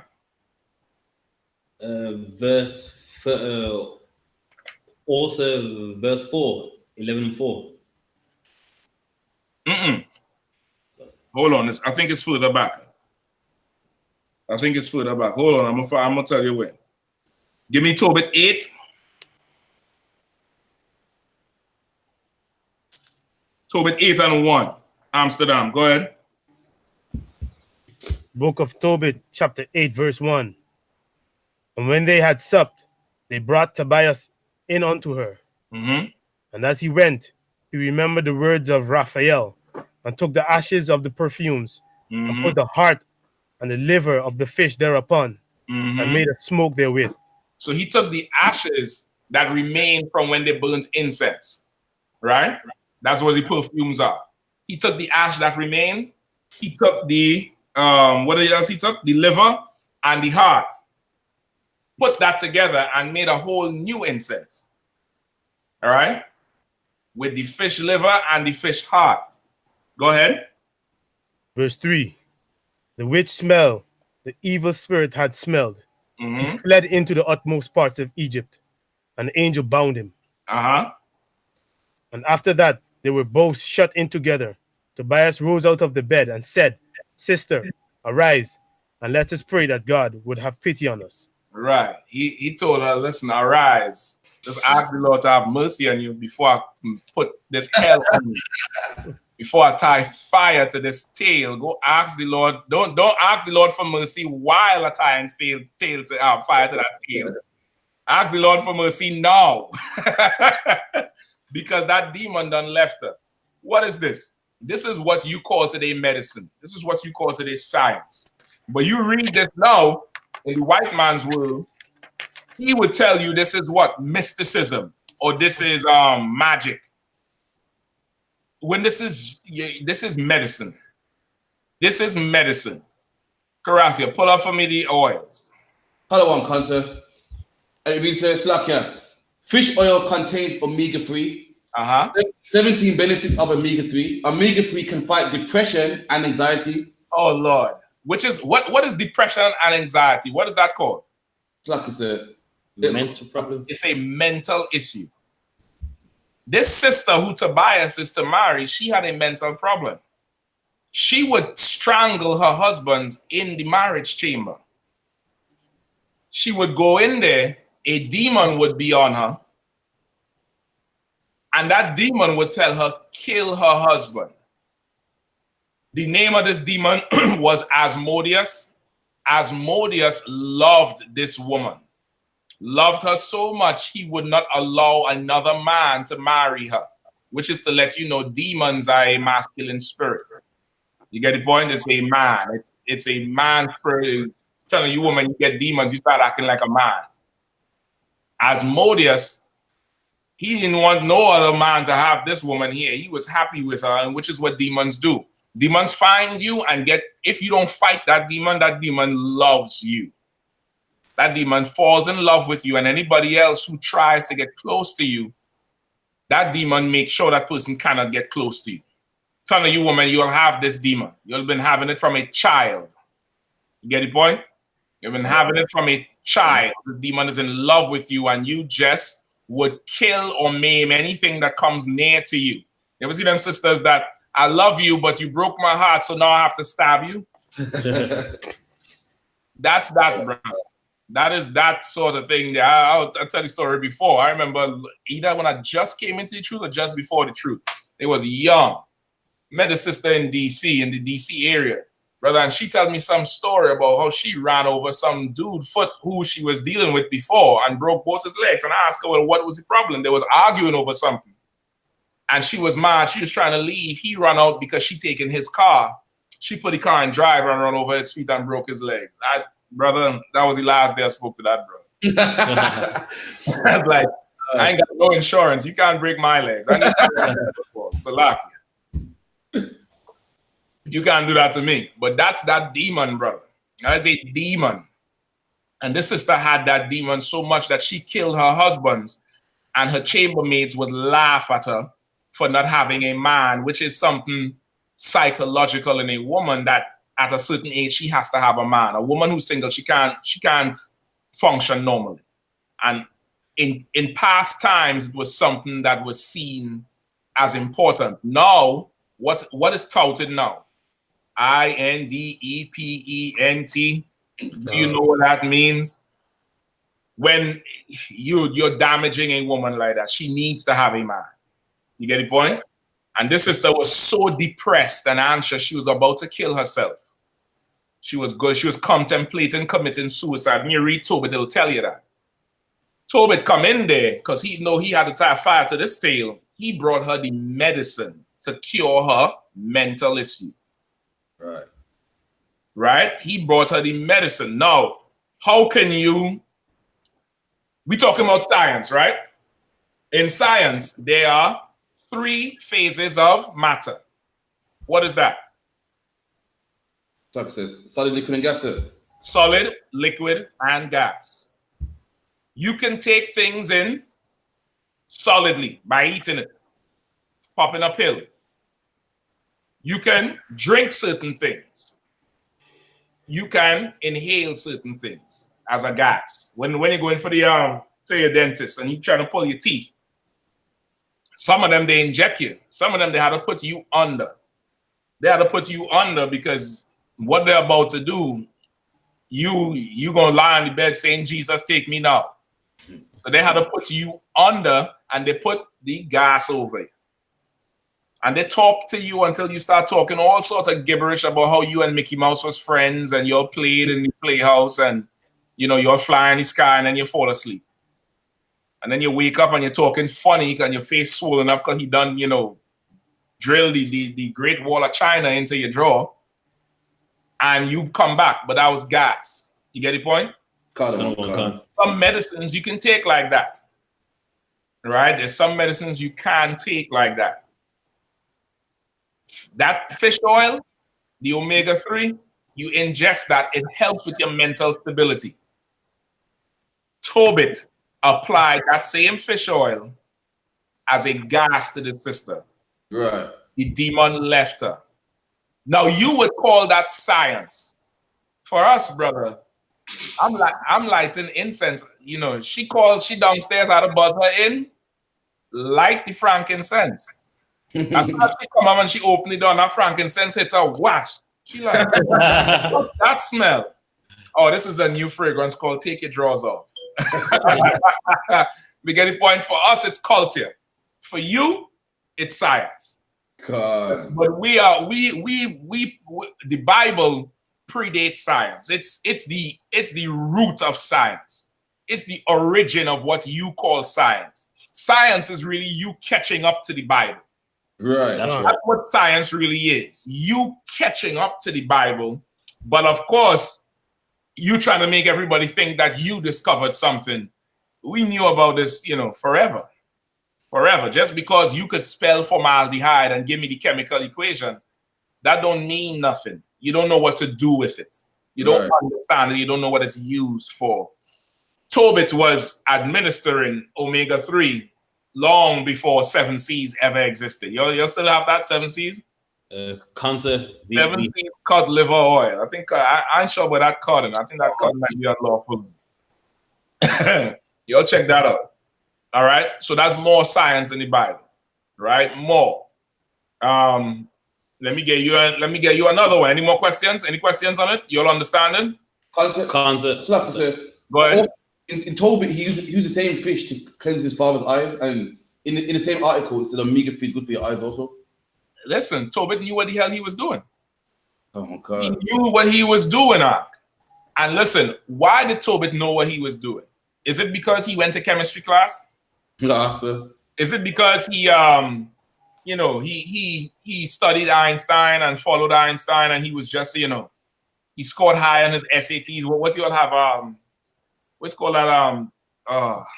GC is GCE. What do you all have over there? GCSE, the A level, sir. GC, whatever, A levels, and you know, all that, you know, nonsense. Is it uni and college and all that? Is it because Tobit went there? No. No. Why did Tobit know what he was doing? Like, so because he had the Lord with him, the Lord taught him this. Because he obeyed the Lord. Come on. And that's the key to understanding science. Come on. Key to understanding science is to obey the Lord. Right. Not by, you know, atomic bombarding atoms to find out, you know, the God particle. That's not the key. You understand? Not by, you know, whatever dumb nonsense the white man does. The key to understanding science is to obey the Lord. Right. That's right. The Lord is the root of all science. Now I had the big one. I had the Hiroshima and Nagasaki for them, brother, to put them into the, you know, blast them into the turn of the 20th century. I won't take them so far back. Bomb them into the Stone Age. You all ready? Come on. All right, give me Deuteronomy 28.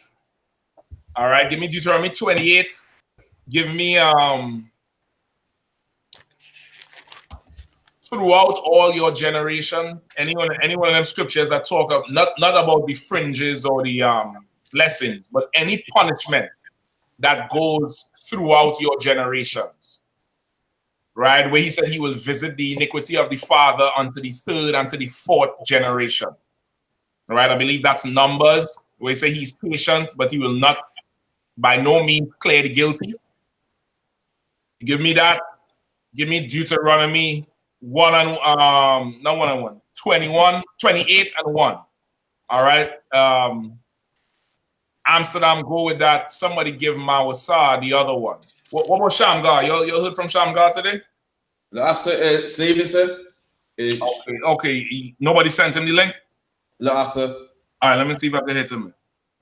He usually get off the slave and jump in for a little bit. You know what I mean?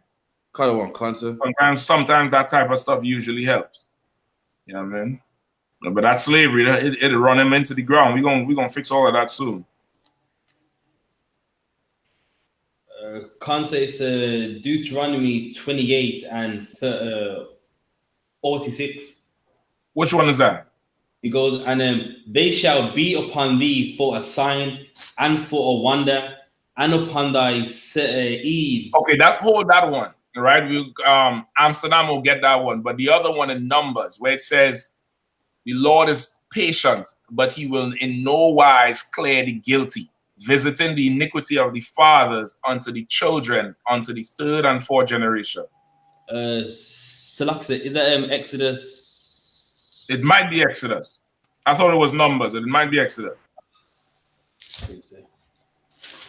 All right, Amsterdam, go ahead. Deuteronomy 28 and 1. Book of Deuteronomy chapter 28, verse 1. And it shall come to pass, if thou shalt hearken diligently unto the voice of the Lord thy God, to observe and do all his commandments, which I command thee this day, that the Lord God will set thee on high above all nations of the earth. Right? If we would obey what the Lord said, He would set us on high above all nations of the earth. If we obeyed Him, He would put us up on high. He would put us in charge. Just like Tobias. Tobias obeyed the Lord, and the Lord rid that demon from his woman. You get the point? Right. You understand? That's the other key to science.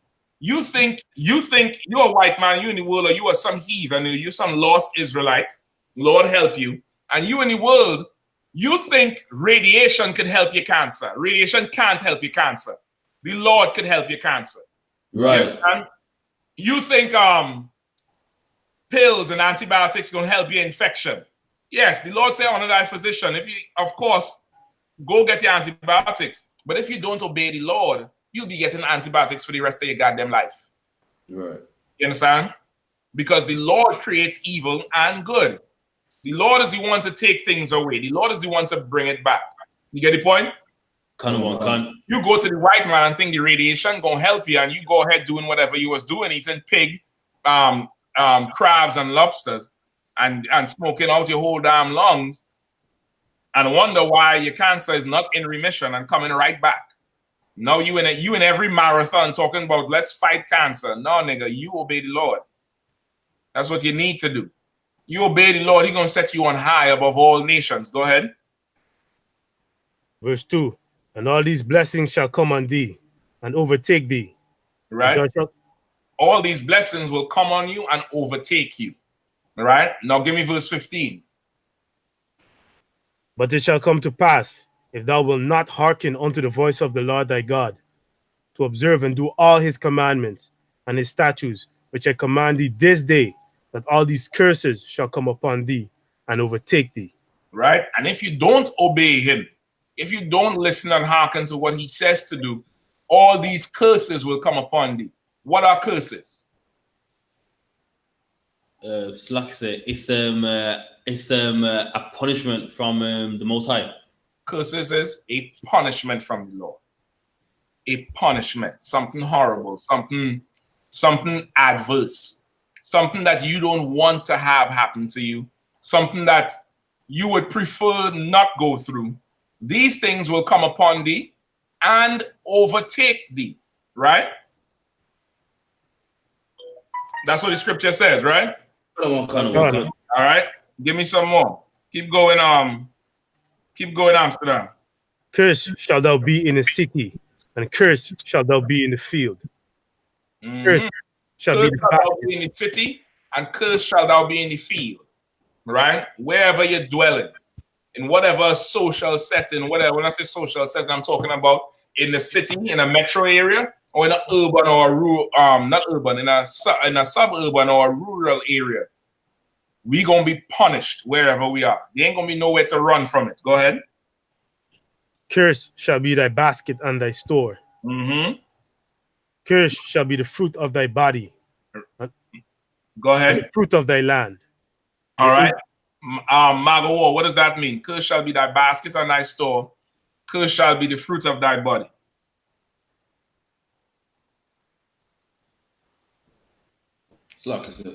Magawa, you on? Oh, it's phone muted? Oh, it's better now. Sir. Go ahead, Magawa. Hold on, Magawa. I can't hear you. What's going on? I think he's muted. You muted him? No, I should try to unmute him, sir. Okay, I think isn't he controlling his own? Cancer should be able to. I can't. I saw it muted, so I tried to unmute it, but try unmuting it now, Magawa. Whatever you just did, you mute your phone. I think Karafi, I think you mute him on.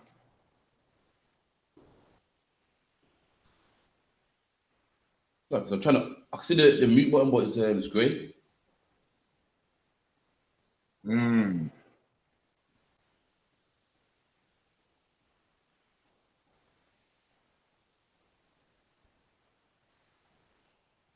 Okay, I could see you, Magawa. I just can't hear you.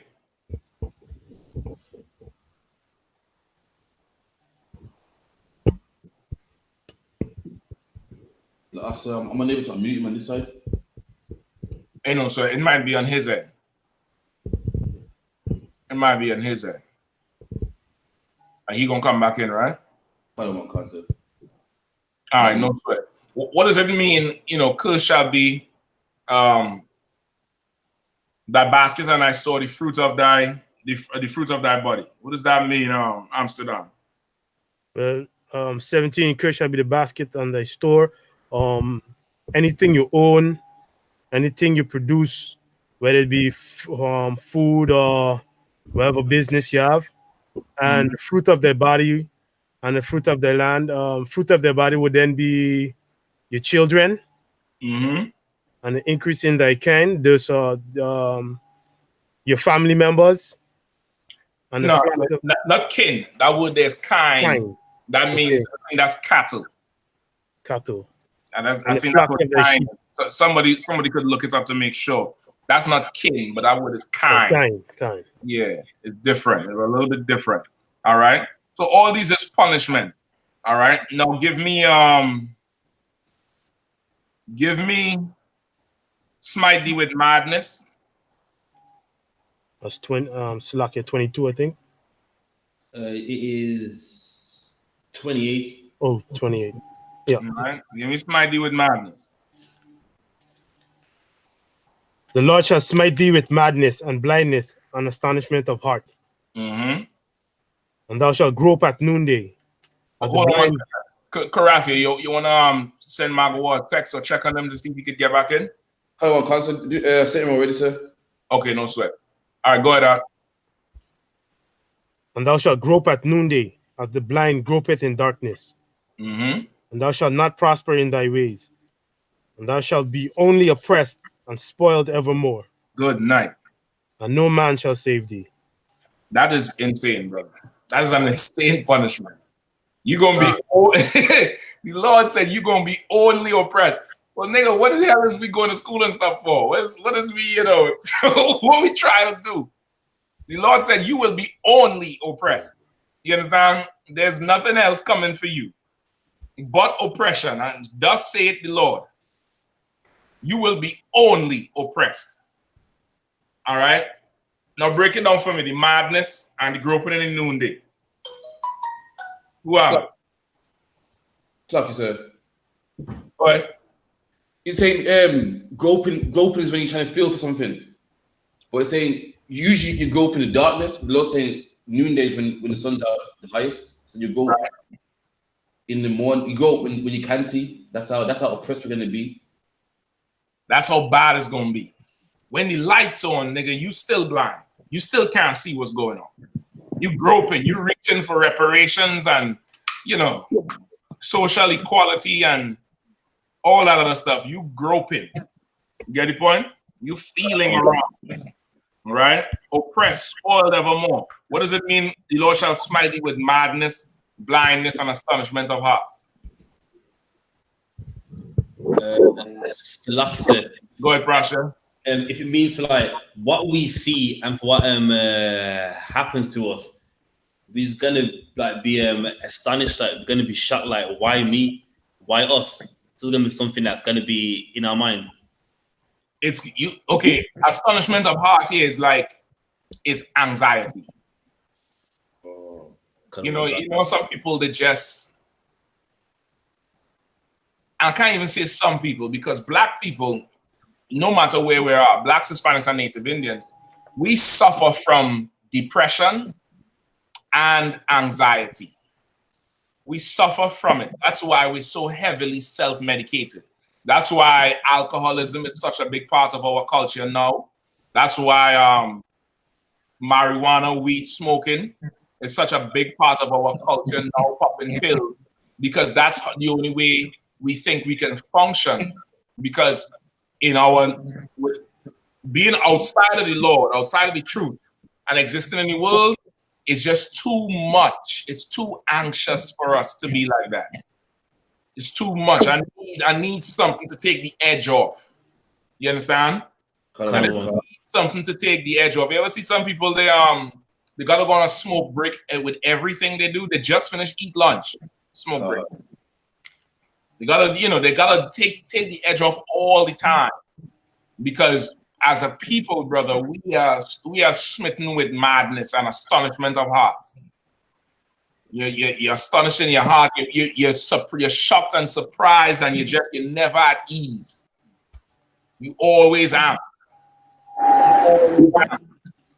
You walking down Brixton, you walking down London, you walking down in the streets of Brum. Your eyes and my brother's eyes locked, and to him it's like, nigga, what you looking at? What's up? Whatever reception is there, our lives dictate that we have an astonishment of heart. No, that's in the Bible. That's in the Bible. What happened to the people who Moses told this to? They all died in the wilderness, right? They all died in the wilderness. Only Joshua and Caleb and anybody under 18 survived. Everybody over 18 the Lord killed in the wilderness. So these people did not go into slavery, right? Kind of one concept. Unless what happened? Like I said, unless we were reborn again. Unless reincarnation is real. Unless they came back, they were reborn into the earth and got on them ships. God. Now, as they got on them ships, these words Moses spoke. How do these words follow them? How do these words get around? How do these curses come to pass? Right? Give me the next, go ahead. 2 generations. That's it. Give me the next scripture. Who have it? God said, his volume's still jammed up? A bit of reverb. Kind of one concept. I think his mic's broken. Oh, your mic might be jammed up. I got you. Your mic might be jammed up. All right, Shamgar, you could run with it.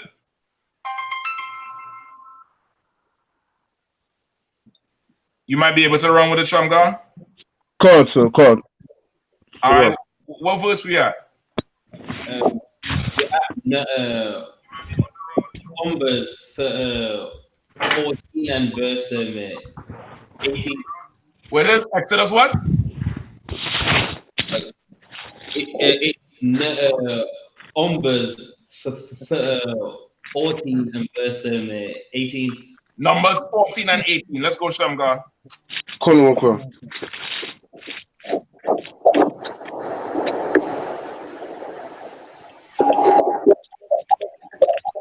If you're able to, are you able to? Yeah, I just got my sword. Okay.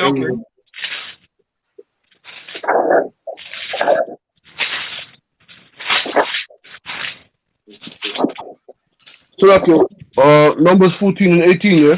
Yeah, go ahead. Book of Numbers, chapter 14 and verse 18. The Lord is long suffering and of great mercy, forgiving iniquity and transgression, and by no means clearing the guilty, visiting the iniquity of the fathers upon the children, unto the 3rd and 4th generation. Right? So the Lord said, Tawala, brother, the Lord said, listen, he ain't gonna clear the guilty. He gonna carry out these punishments for the iniquity of the fathers unto the children, even unto the 3rd and 4th generation. Now, for all you people who like to say the Bible ain't got no science and all these is facts, you can't deny it, I have something that you cannot deny. All right? Let me see if I could get you all. Hold on.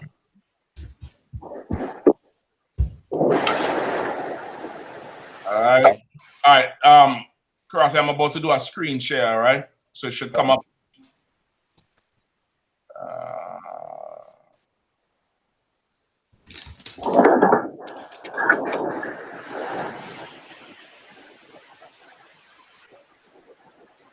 All right. Everybody seeing this one, right? Can't see it, sir. Everyone see it? All right, solid. So I'm gonna go ahead and play this whole thing here. All right. Where is it? All mixed up here. All right. So as we're going through, whoever watching the screen, just read this. Read what it says up here now. Is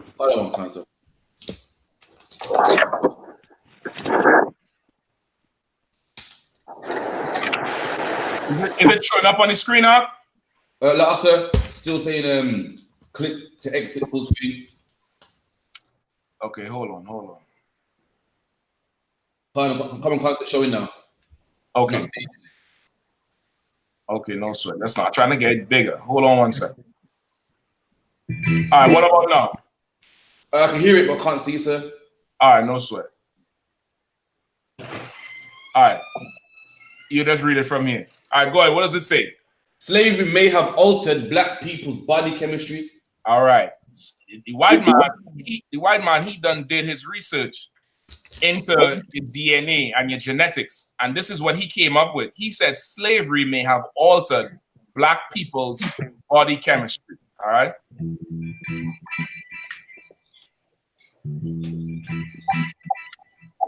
All right, go ahead. Researchers have found that certain genetic markers altered by traumatic experiences.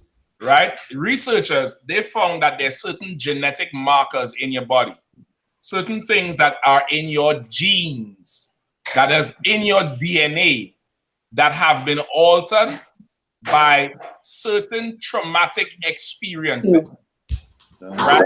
Certain trauma that you may have went through, or if you didn't go through it, who went through it? So like I said, parents before you, sir? Parents before you that would have altered your genes as the fruit of their body. Right? Let's go.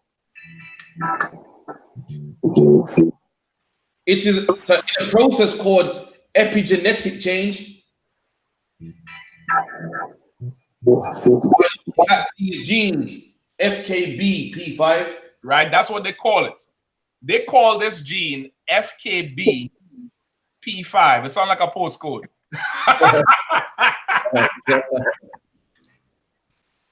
Where you from? I'm from Niggerville, FKB P5. Right? Looking at this gene. We already know that this is a gene that contributes to risk for depression and post-traumatic stress disorder. Right? So this gene is a gene that has been present in whoever they've studied that have had depression and PTSD, which is post-traumatic stress disorder. Right? This is a gene that they found common, that everybody who has it has this KBP5 whatever gene.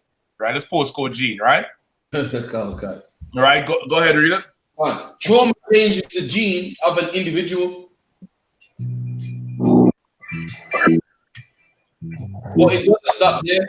That their own children, their children also had an epigenetic change in the same spot on a stress-related gene.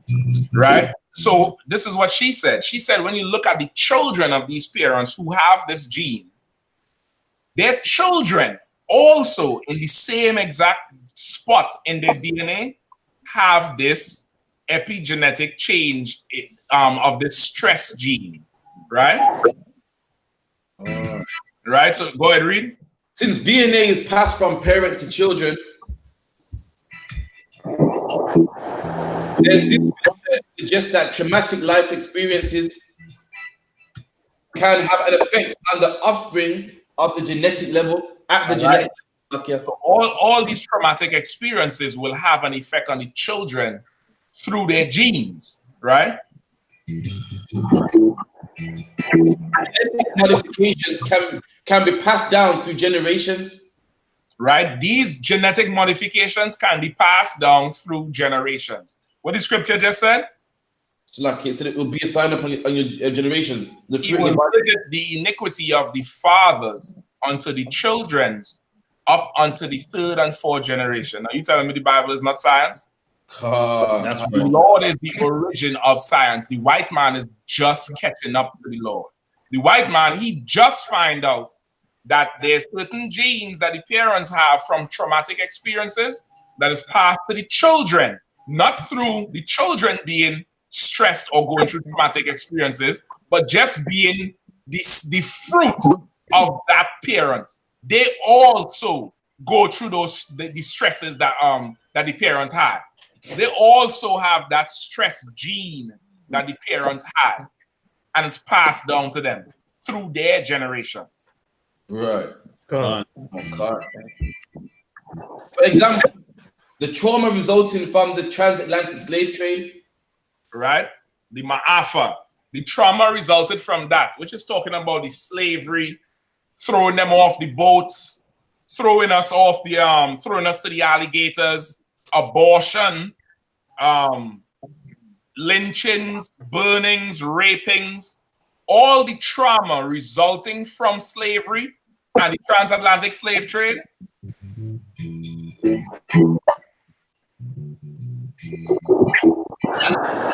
In the genes of black people today, the white man, in his science, he says the trauma from the slave trade is locked in, brother, to the genes of black people today. So don't tell me no bullshit about I wasn't a slave, nigga. It's in my DNA. Right. For science freaks. Slavery is in my DNA. The pain is in my DNA. The lynchings is in my DNA. The beatings, the rapings, Right. setting on fire. It's in my DNA, according to your science. But the Lord told me that 4,000 years ago. Oh my God. We're talking about multiple traumas for hundreds of years. Not only are you traumatized directly, you're seeing your friends, your cousins, and everyone in your environment being beaten, raped, mutilated. But looking at those traumas, is it plausible that those people escape stress-related illness? Not plausible. White supremacy affects blacks in all areas of people activity. Right? So now they already did their studies, and they understand now that black people today have inherited the pain and suffering from our parents through the stress-related gene. Well, the Lord said that we were going to have that pain. The Lord said we would be stricken with madness. The Lord said we would grope in the noonday. The Lord said curse will be the fruit of your body. The Lord said curse would be you in the field and in the city and in the field. The Lord said that. Let's guess a little bit more. Right? He said white supremacy affects blacks in all areas of people activity.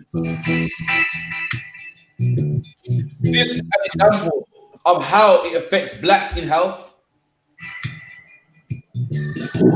How do you defeat white supremacy? Share your below. Right? They want to know how to defeat white supremacy. Well, brother, I got an answer for you. I got an answer for you. How you defeat white supremacy? By becoming a black supremacist in the I.S.U.P.K. of the command. That's how you defeat white supremacy. You put on your black supremacist suit. You suit up. You take on that black supremacist culture. Under the I.S.U.P.K., under command and GEN.YAHANNA, brother, you will defeat white supremacy. Because in here, we don't wait on the white man to come with some DNA evidence, with some postcode gene. What's the name of the gene? KDP545, B25, whatever. You understand? Now he understands that because he got powerful microscopes and all these scopes. Well, listen, I got the Bible, nigga. Right. I got the Bible. I got the records to show what you discovering now in science. Right. And your science now is telling you that the PTSD that people go suffer with today is a genetic disposition. It don't matter how rich you are. You're going to suffer from the punishment, the curses the Lord put on our foreparents. You can't get away from it. You can't drink yourself out of it. You can't rich yourself out of it. You can't sex yourself out of it. You can't smoke yourself out of it.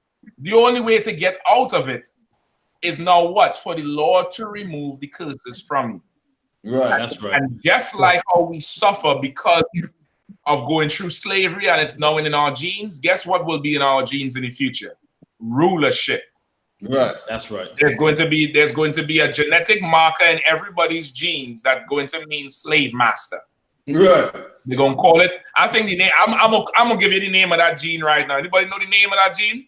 How about cancer? What's it called? TWMID. No. I'm gonna get you one shorter. Rev 1310. That's the name of the gene. He who leads into captivity must go into captivity. And that will be in every Black, Hispanic, and Native Indians genetic makeup as a rulership gene. Since we have this traumatic depression, astonishment of heart, all the trauma from slavery that we inherit, now we are going to rule this earth. And we are going to defeat white supremacy. Now it's amazing how they attach all the health issues that Black people face to white supremacy, to the slave trade. Your diabetes is linked to the slave trade. Right. Obesity in the Black and Hispanic community is linked to the slave trade. It's as a result of trauma. It's as a result of your body not functioning right. Even today, You might not have ever witnessed a friend being murdered or killed or stabbed, but you may have seen police tapes of them beating Rodney King, of what they did to Sandra Bland, of what they did to Oscar Obrego, of what they did to Mark Duggan, of what they did to, what's the other brother named there? Rashawn Charles. You might have seen the tapes of it. That stuff gives you PTSD. You just don't know it. Right. It affects you. You just don't know it. It depresses you. You just don't know it. Everybody just watched the show How They See Us, right? How many of you all watch all 4 episodes in one day? Not one day. I did so. Rasha, you done spoiled that. Salakia. The white man done took away all your empathy, all your sympathy. Your threshold for the bullshit is out the window. Me, myself, I could not watch it all in one day. I'm sorry, Salaki. I damn near couldn't watch the last one with the brother who wasn't even supposed to be. Well, none of them was supposed to be in there. But shit, he wasn't even on the list. He's from the damn police station. I couldn't even watch it. I couldn't even watch it with him, bro. I couldn't, for the life of me. I couldn't even get past it. It was just too traumatic. And then I went and looked at interviews with all those brothers now. Hey, that brother, he seems like there's an interview with him. He says that boy died 16 years ago. That's what he said. I wonder if I could find it to play it for you. He said that boy, Corey Wise, he said Corey Wise, he died 16 years ago. Corey Wise died in that prison cell. Y'all killed him. Bro, I'm supposed to sit there and watch that and then go function like a normal person in your society. You're a heartless monster. You're a beast. Right. That's right. And you're a monster and you don't understand science because science is in the Bible. Science is in the Bible. Hold on. Let me see if I get it for you. Where he says Corey Wise died so many years ago. Oh, boy.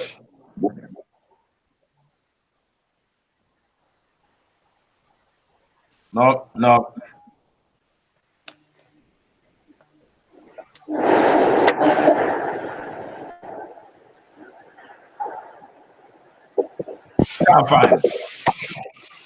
I can't find it, but it's disheartening to see how he suffered.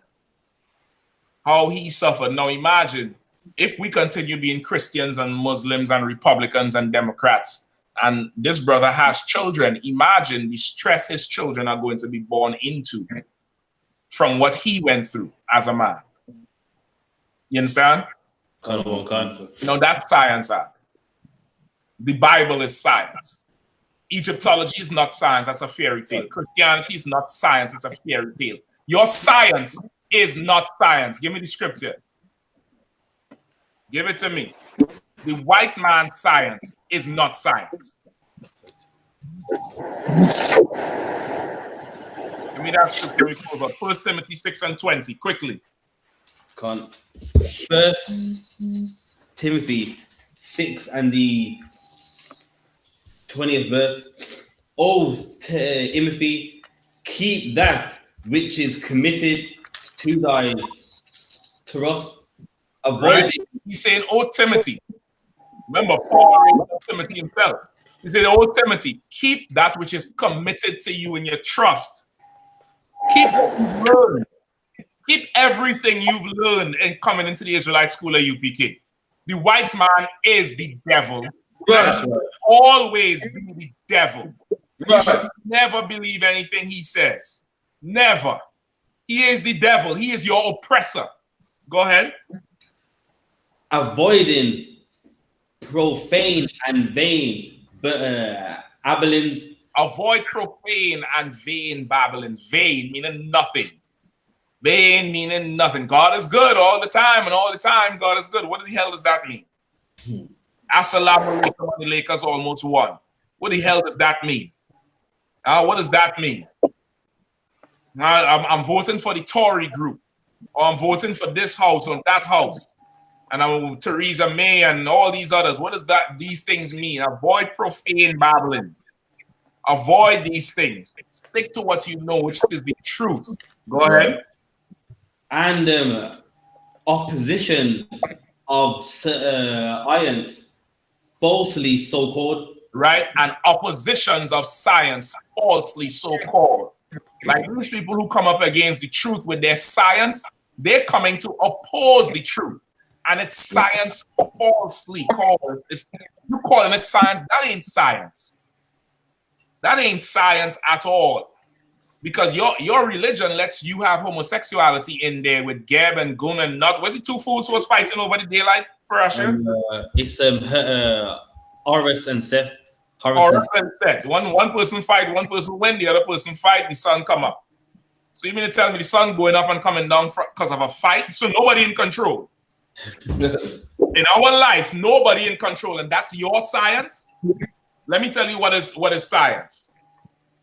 Rod in vagina and making babies. That's science. Yeah. That's science. You get the point? A woman having a period and the Lord saying take a week off to go and chill and relax. That's science, to rejuvenate. Resting the land, rotating the crop. That is science. That is science. The way we get our curses, brother. The white man just showed you it's science. If you look at it carnally, it's science. It's really spiritually. But you are too stupid to understand. The scriptures say wisdom is too high for a fool. Right. If it is you do not understand earthly things, how can I tell you about heavenly things? That's in the Bible. So just for, dumbing it down for you and the little H2O and your CO2 and your carbon and recarbonated omega-3 individuals, well, no problem. Your little science, it started in the Bible. Right. That's and right. You're late and you're catching up. Hurry up and catch up, nigga. They lynching us today. They're killing us today while you catching up with science. They're killing us right now. How about you just shut your mouth and come and let me teach you? So we could build this kingdom so we can stop them killing us. And we could bring them before a judge and sentence them to death righteously. Your science will not do that. With that, pass the class over to Priest and Officer Karafi.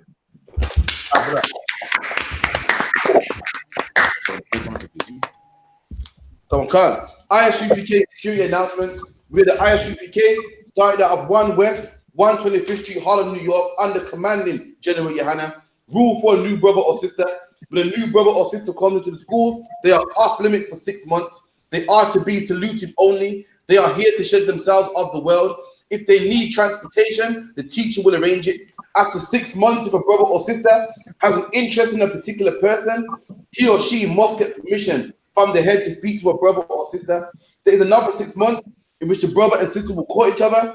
After this 6 month period, the brother and sister will get permission from the head to marry. Tithe, which is a commandment, Numbers 18:21, Malachi 3 and 8 to 10, means 10th in the Hebrew, Ma'ashara, 10% of any increase the Lord gives you, give to the treasury department or the teacher. Priest fund, not mandatory, whatsoever amount you would like. Upcoming holy convocations is a feast of trumpets. All Akam and Akram, check the bulletin board in the hallway and check all I.S.U.P.K social media. If anyone wants to be a trooper in the school, start wearing all black boots, shirt, pants, headband, and headscarf. And with that, I imagine. We do a salute because of the time, all right? Oh, color one, cancer. One care suit to the teacher. Men of Israel, I Madam Shabbat, I Madam Barak, Yahweh Hashem, Yahweh Hashem, Yahweh Yajamata, class dismissed. All right, so